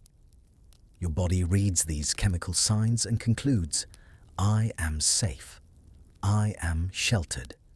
I can rest fully without keeping part of my awareness on guard. And so you do. The children especially sleep profoundly. Their small bodies utterly relaxed, their breathing deep, and even their faces slack with the complete surrender of safe sleep. But there's another aspect to this microenvironment that's equally important. The air under the blanket isn't just humid and warm and slightly CO2 enriched. It's also still, motionless, trapped in place by the weight of the wool pressing down from above and the bodies blocking it from below and the sides. In the open longhouse, even with the walls blocking the worst of the wind, there are air currents. Cold air, being denser, sinks toward the floor. Warm air rises toward the ceiling. This creates convection currents, slow but constant circulation of air throughout the space. These currents, even though they're gentle and barely perceptible, constantly pull heat away from your body. It's like a slow, invisible wind against your skin, stealing warmth molecule by molecule, drop by drop, in a theft so gradual you barely notice it happening. Under the blanket, these currents stop completely. The weight of the wool presses down, creating pressure that keeps the air trapped and motionless. And still air is one of the best insulators in nature. It doesn't conduct heat well on its own, and it can't convect at all if it's prevented from moving.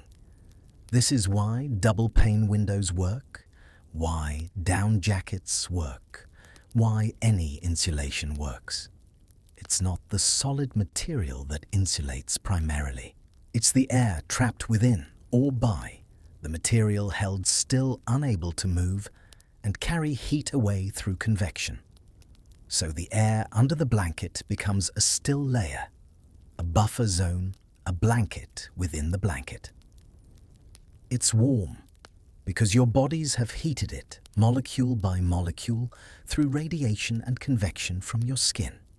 It's humid because your breath has filled it with water vapor, creating a moist cocoon. It's slightly CO2 rich because that's what exhaled air contains, and it accumulates in the enclosed space. And it's utterly motionless, pressed into stillness by the weight of the wool and the bodies, creating a stable thermal environment that changes only very slowly as the night progresses. In this stillness, sounds are different too. The wind outside, which in the open room is a constant presence, becomes muffled under the blanket, filtered through the thickness of wool and the buffer of still, humid air. The creaks and settling of the longhouse are dampened, distant. Even the breathing of your family members, though you're pressed close together, sounds softer, more distant, as if filtered through cotton wool. This is the acoustic absorption of the wool and the humid air.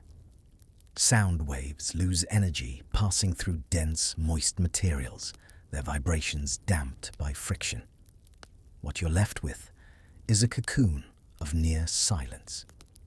You can hear the breathing, yes, close and intimate. You can hear your own heartbeat in your ears when you're lying very still, the rush of blood through vessels. You can hear the occasional shift or murmur from someone else, the soft sounds of human presence. But all the harsh sounds of the world are gone, blocked out, leaving only the gentle rhythmic sounds of life itself. It's womb-like, this environment. Warm, humid, quiet, enclosed, dark. Some part of the human brain recognizes this and responds with a deep, instinctive calm that predates language, predates conscious thought. This is the environment of the womb, where all humans spent the first 9 months of existence floating in warm fluid, hearing only muffled sounds, completely protected. And while adult humans don't consciously remember that time, some part of the nervous system does some ancient part that equates this combination of sensations with ultimate safety. For the children, this is especially powerful. Infants in particular sleep better in environments that mimic the womb.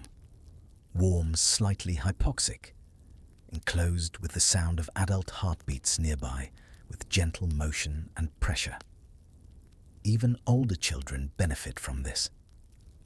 The little girl pressed between her parents, wrapped in warmth and humidity, and the sound of breathing is essentially being held in a continuous embrace all night long. Her nervous system, still developing, is forming neural patterns that associate darkness and enclosed spaces, not with fear, but with safety, as long as family is near. This is how resilience is built, how children learn at a fundamental level that the world can be trusted sometimes, that there are people who will protect them, that they don't have to face everything alone. Children who sleep in fear, who are cold and alone, who wake in the night to darkness and silence with no comfort available, develop nervous systems that are always on alert, always expecting danger, always prepared for abandonment. Children who sleep warm and protected, surrounded by the sound and smell and presence of family-developed nervous systems that can relax, that can trust, that have confidence. The world is fundamentally safe even when it's difficult. For the adults, the microenvironment serves a different but equally important purpose.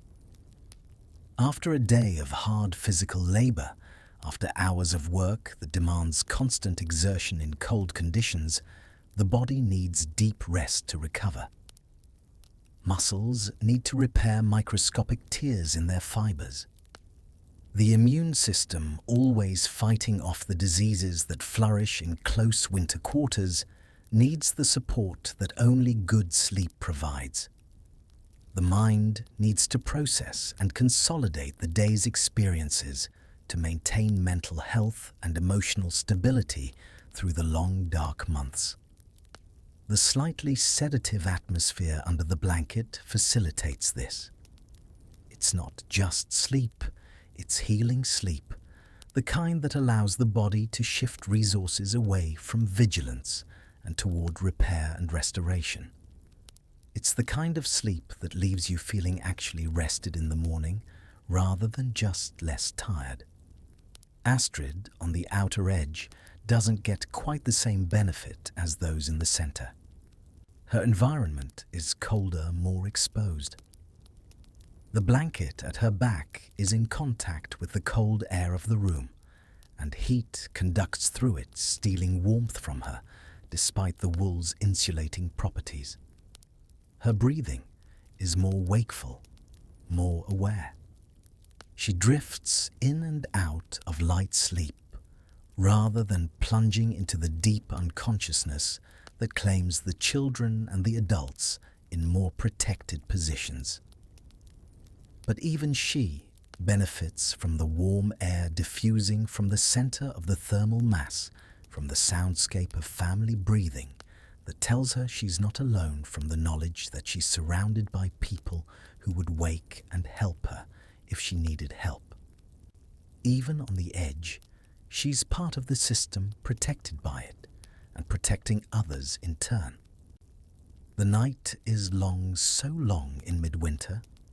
True darkness lasts 16 hours or more from sunset to sunrise, though those terms barely apply when the sun never climbs high, even at noon. That's a long time to maintain this delicate balance, this microenvironment of warmth and moisture and stillness. But the system is robust, self-regulating, in ways that don't require conscious intervention. As long as the bodies keep generating heat, as long as the blanket keeps trapping it, as long as people remain relatively still, the environment sustains itself hour after hour through the long night. There are small fluctuations, of course. When someone shifts position more dramatically, when the boy kicks in his sleep, or the little girl rolls over, cold air infiltrates briefly before being warmed and incorporated into the system. When the boy unconsciously kicks the blanket loose at the foot, exposing his feet, and beyond to the cold air, there's a sudden draft, a breach in the thermal seal. His father wakes just enough to reach down and tuck the blanket back into place, securing the seal, then drifts back into sleep without ever fully waking. These are minor disruptions, quickly corrected by the self-regulating nature of the system and the practiced instinctive responses of people who've done this for years, who know without thinking how to maintain the micro-environment that keeps them all alive. And as the deepest part of the night passes, as the hours between midnight and dawn stretch on in what seems like endless darkness, the microenvironment reaches its peak stability. Everyone is deeply asleep now. No one has moved significantly in hours.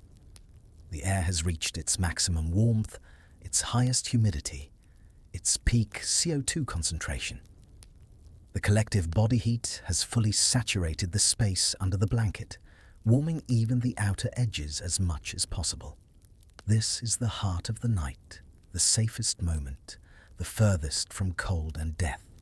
Outside, beyond the walls of the longhouse, the temperature might have dropped to 20 or 30 below 0 Celsius. The kind of cold that kills exposed flesh in minutes, that turns breath to ice crystals, that makes the air itself feel solid and hostile. Inside the longhouse, unheated now for hours, the temperature hovers barely above freezing, perhaps 1 or 2 degrees Celsius. Cold enough that water left in a bucket would start to freeze. Cold enough that sleeping alone would be dangerous. But under the blanket, in the microenvironment created by breath and wool and bodies working together, it's 22 degrees Celsius. Warm enough that the children's fingers and toes remain pink and well perfused.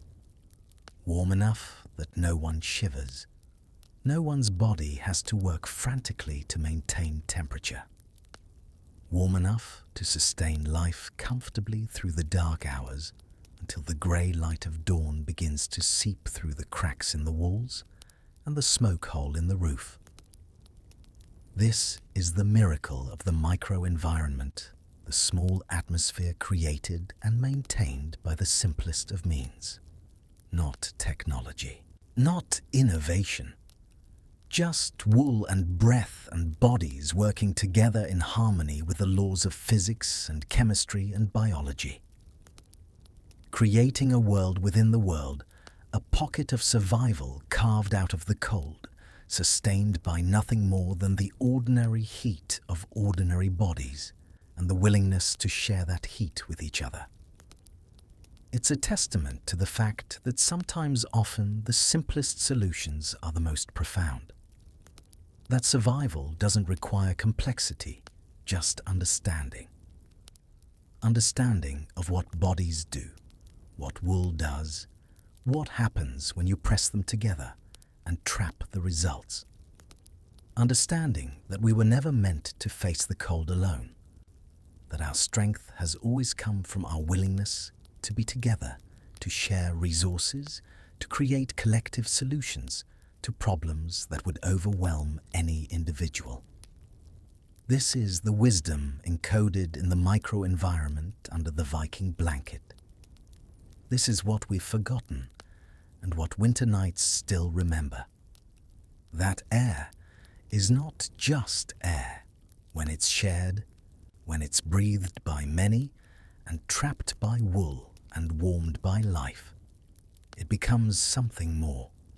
It becomes the atmosphere of survival, the breath of family, the invisible bond that holds us together through the longest nights. But nothing lasts forever, not even the longest winter night.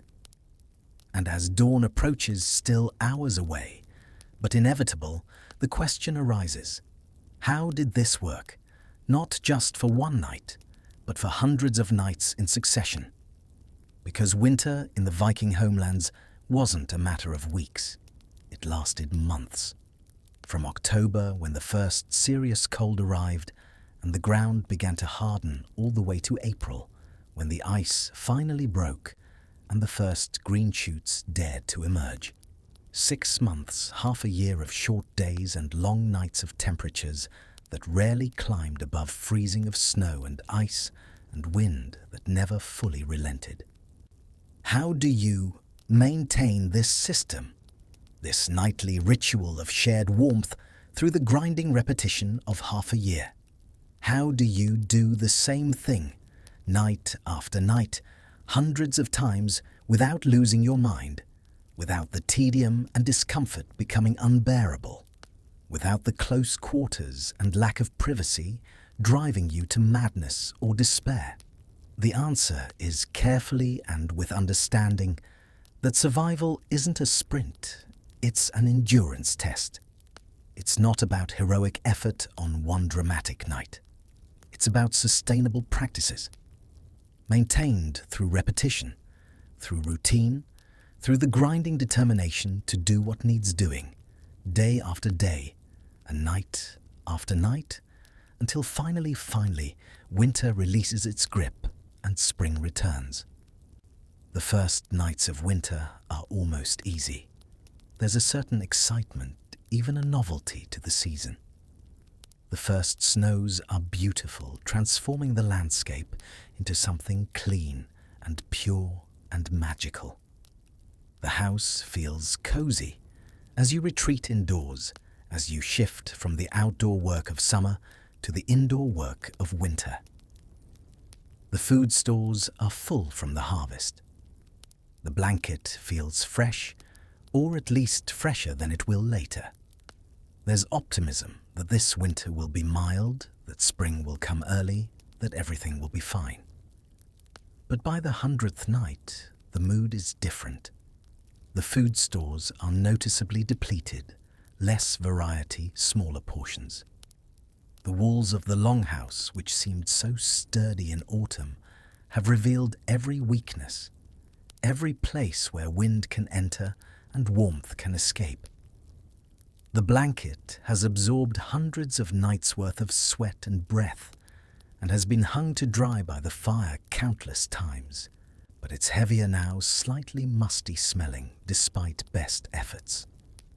And the people themselves are tired. Tired of the dark that seems endless, tired of the cold that never truly stops, tired of each other in some ways, because living in such close quarters, day after day, week after week, with no privacy and no escape, wears on even the closest families. There are tensions that didn't exist in autumn, small irritations that build over time. The father's habit of snoring, which was merely annoying at first, has become enraging by the 100th night. The boy's restlessness, His inability to stay still under the blanket has been corrected so many times that the corrections themselves are wearing. The little girl cries, more sensing the tension in the adults responding with her own anxiety. The grandmother's joints ache constantly from the cold, and sometimes she can't help but groan or shift position, disturbing others. But every night, as darkness falls earlier and earlier, and then past the solstice begins to recede infinitesimally slowly, the ritual continues. Because it has to. Because the alternative is unthinkable. Because survival depends on doing what needs doing, regardless of how you feel about it, regardless of whether you want to, regardless of the tedium or discomfort or strain. You gather on the sleeping platform. You arrange yourselves in the same positions because everyone knows their place by now.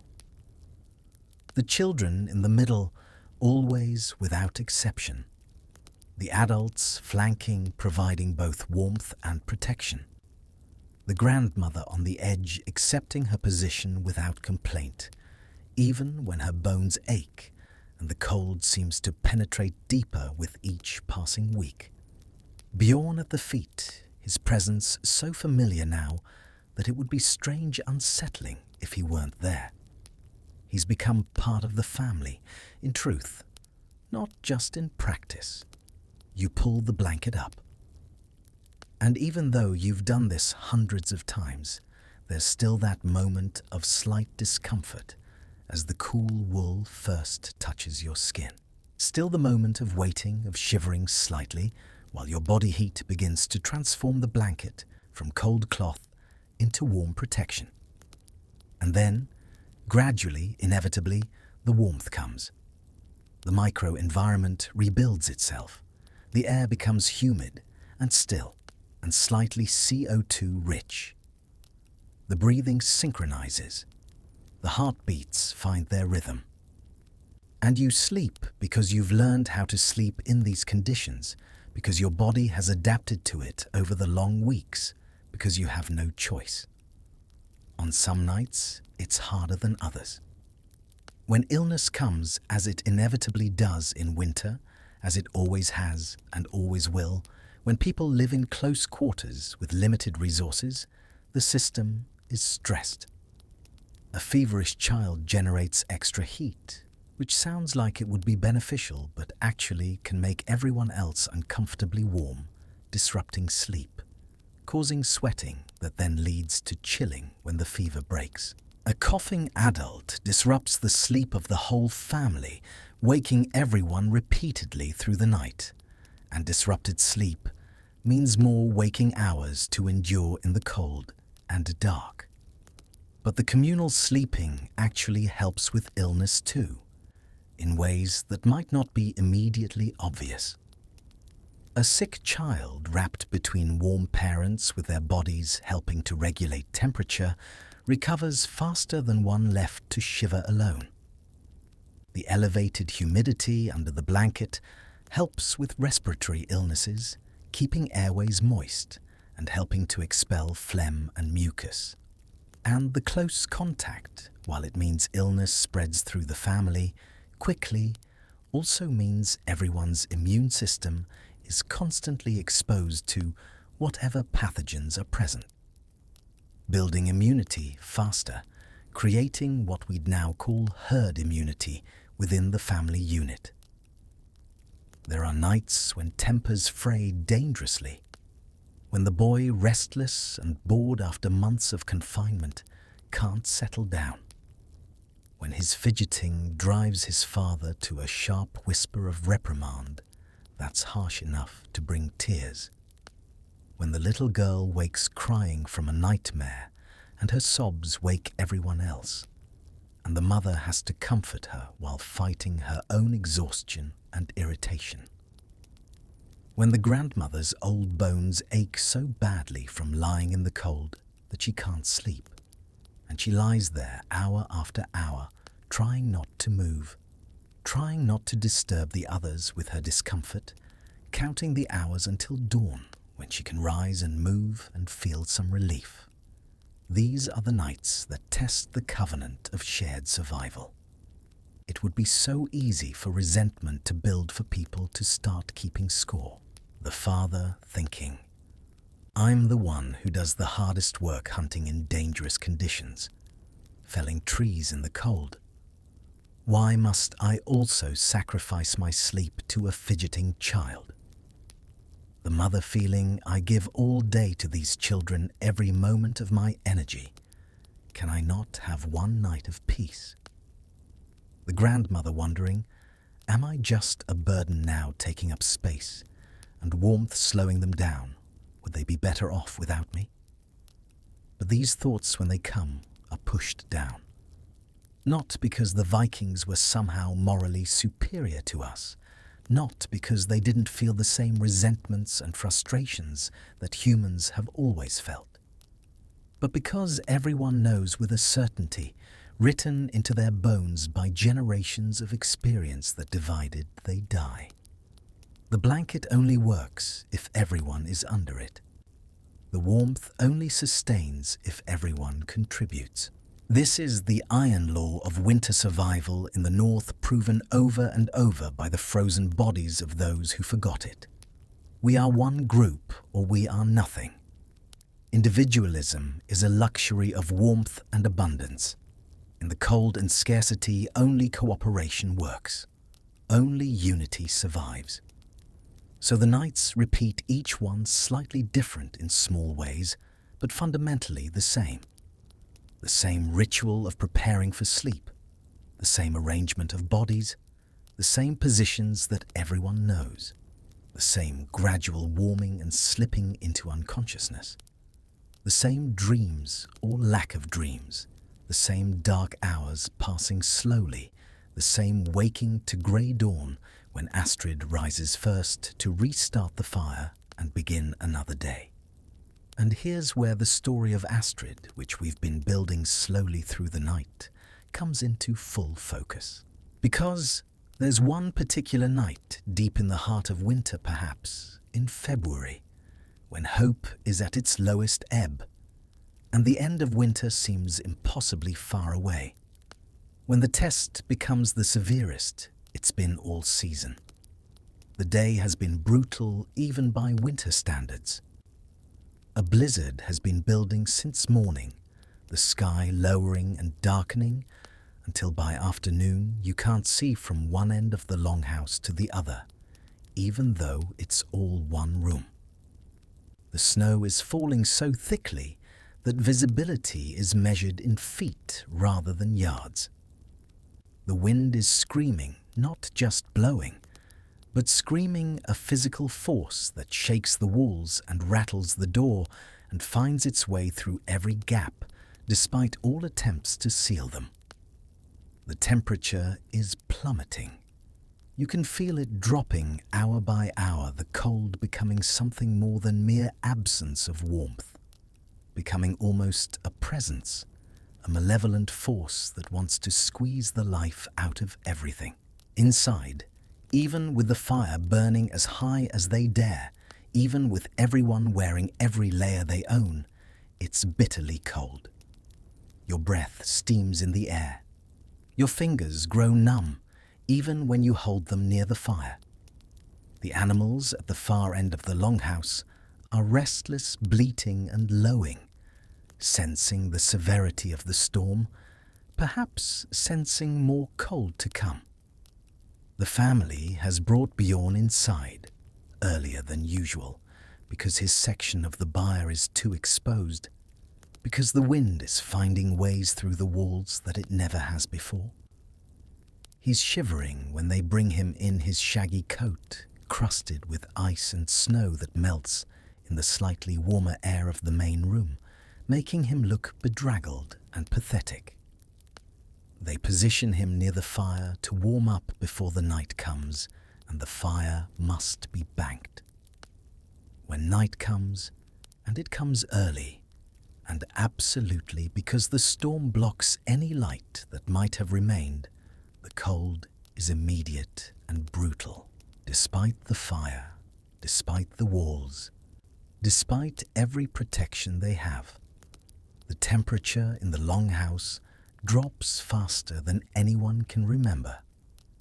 It's the kind of cold that hurts, that makes your lungs ache with each breath that turns your extremities numb, even when you're moving. The children are crying not from injury, but from cold. And fear sensing in the way children do that this night is different, that this night is dangerous. They climb onto the sleeping platform with a kind of desperate urgency. There's no leisurely preparation tonight. Everyone is too cold, too frightened, too aware that survival is not guaranteed. The children are whimpering their small voices, high and distressed. The little girl is crying openly, saying she's cold. She's so cold. Her small body shaking with genuine chills, despite all her layers. The mother is trying to soothe her while fighting her own shivering, her own fear. The father's face is grim in the failing firelight. He's calculating, silently running the numbers in his head. Can we survive this night? Do we have enough warmth between us? Is this the night when the cold finally wins? Astrid takes charge as she has for decades, as she always does in crisis. She arranges everyone with precision and purpose. The little girl in the very center of the platform, curled into the tightest ball her small body can make. The boy next to her, his larger body providing a shield. His warmth focused toward his sister. The mother wrapped around them both, her body curved protectively over her children. The father on the other side, his broad back to the room accepting the cold edge. And Bjorn, poor half-frozen Bjorn, lifted onto the platform with strong hands and positioned not at the feet as usual, but right in the middle with the children, his shaggy body pressed against them, his animal warmth focused where it's needed most. Then Astrid makes a decision that will be remembered in family stories for generations, though only the adults will truly understand its significance. Instead of taking her usual position on the outer edge, she climbs up and lies on top of the others. Not heavily, she's careful to distribute her weight, but adding a third layer of human warmth, adding her body as additional insulation over the most vulnerable. It's uncomfortable, unnatural, not how sleeping is supposed to work. But this is not a normal night. This is a night when normal rules must be broken, when desperation requires desperate measures. Astrid directs her son to pull the blanket over everyone, positioning herself on top to seal the edges. The sudden weight and darkness trigger immediate claustrophobia, but Astrid's voice cuts through the rising panic firm and unyielding. Stay still. Trust me. We survive together. The wool feels like ice against their skin. To anchor them, Astrid begins a story of a winter 3 generations past. As her steady voice recounts her ancestors' resilience, the fear subsides. Beneath the weight of her body acting as a lid, the heat builds rapidly, transforming the freezing space into a thick, hot sanctuary. Bjorn stops shivering. The father's jaw relaxes. While the wind screams outside, the family falls into a synchronized heavy sleep. When dawn finally breaks, Astrid wakes to a silent revelation. She is no longer on the exposed edge. In the night, sleeping hands gently pulled her into the warm center between her son and daughter-in-law, a wordless act of gratitude protecting the protector. They survived. This ritual is how culture endures, not through laws, but through the practice of shared warmth. As the family stirs, the little girl whispers, "I wasn't scared, because you were there." Astrid smiles. This is the true legacy of the blanket, preserving not just life, but the hope that keeps the cold at bay. Now comes the hardest part of our journey together, the part where we must acknowledge something true and perhaps uncomfortable.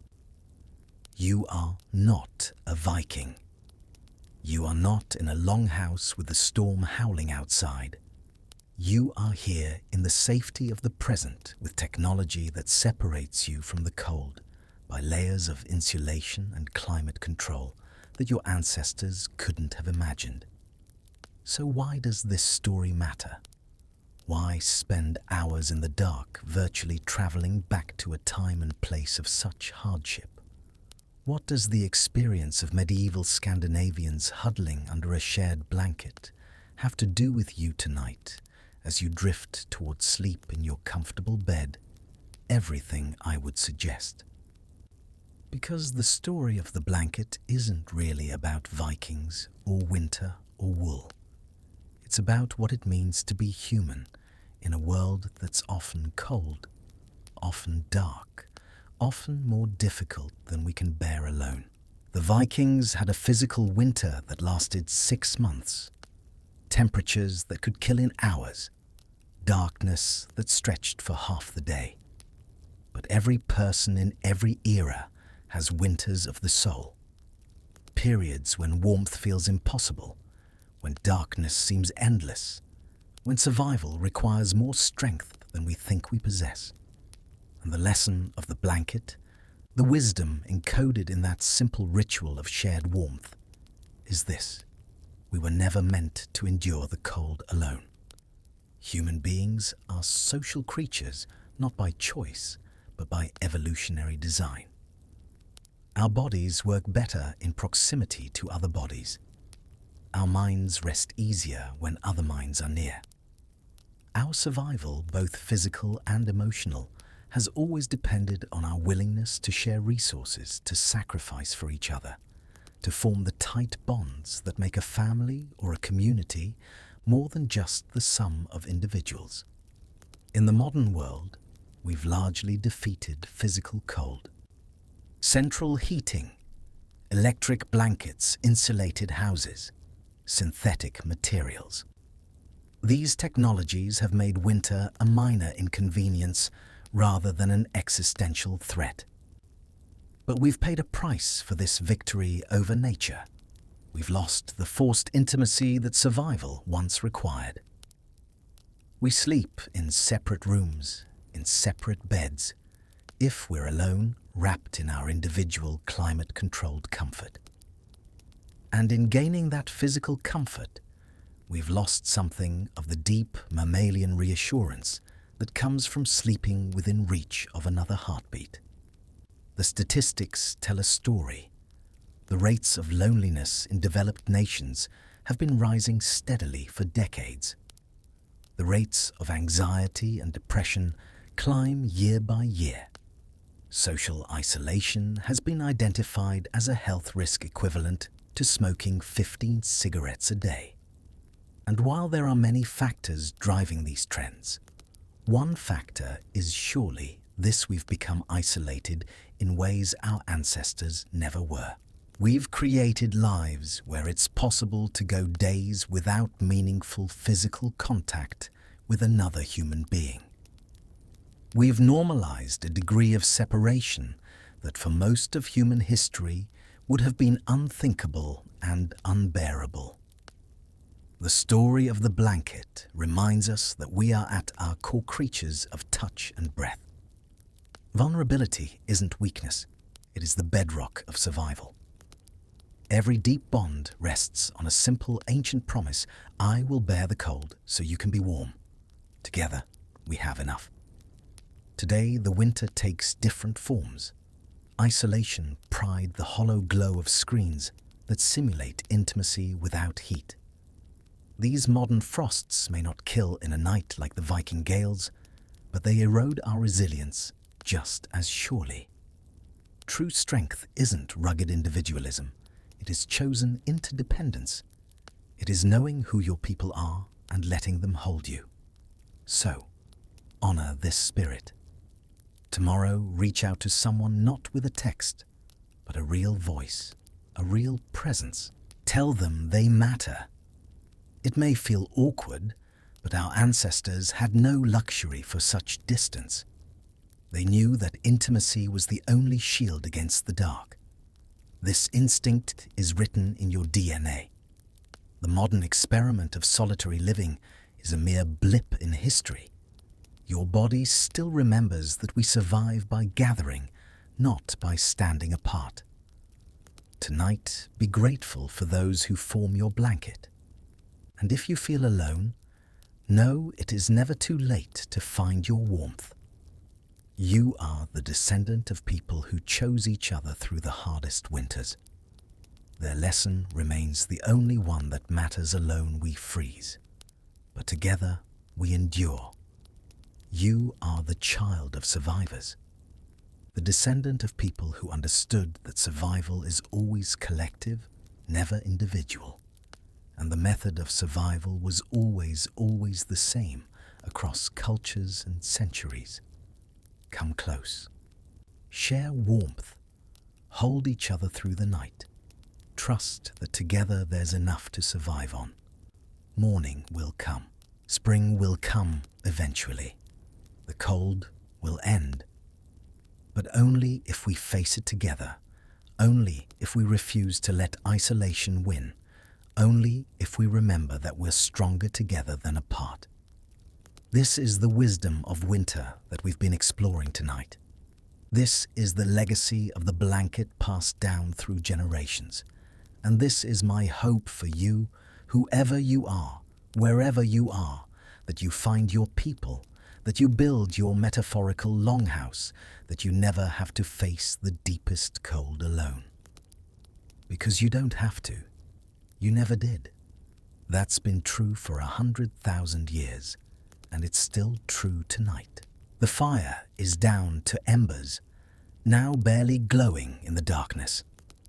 The longhouse is quiet, except for the eternal wind outside and the gentle sound of breathing under the blanket.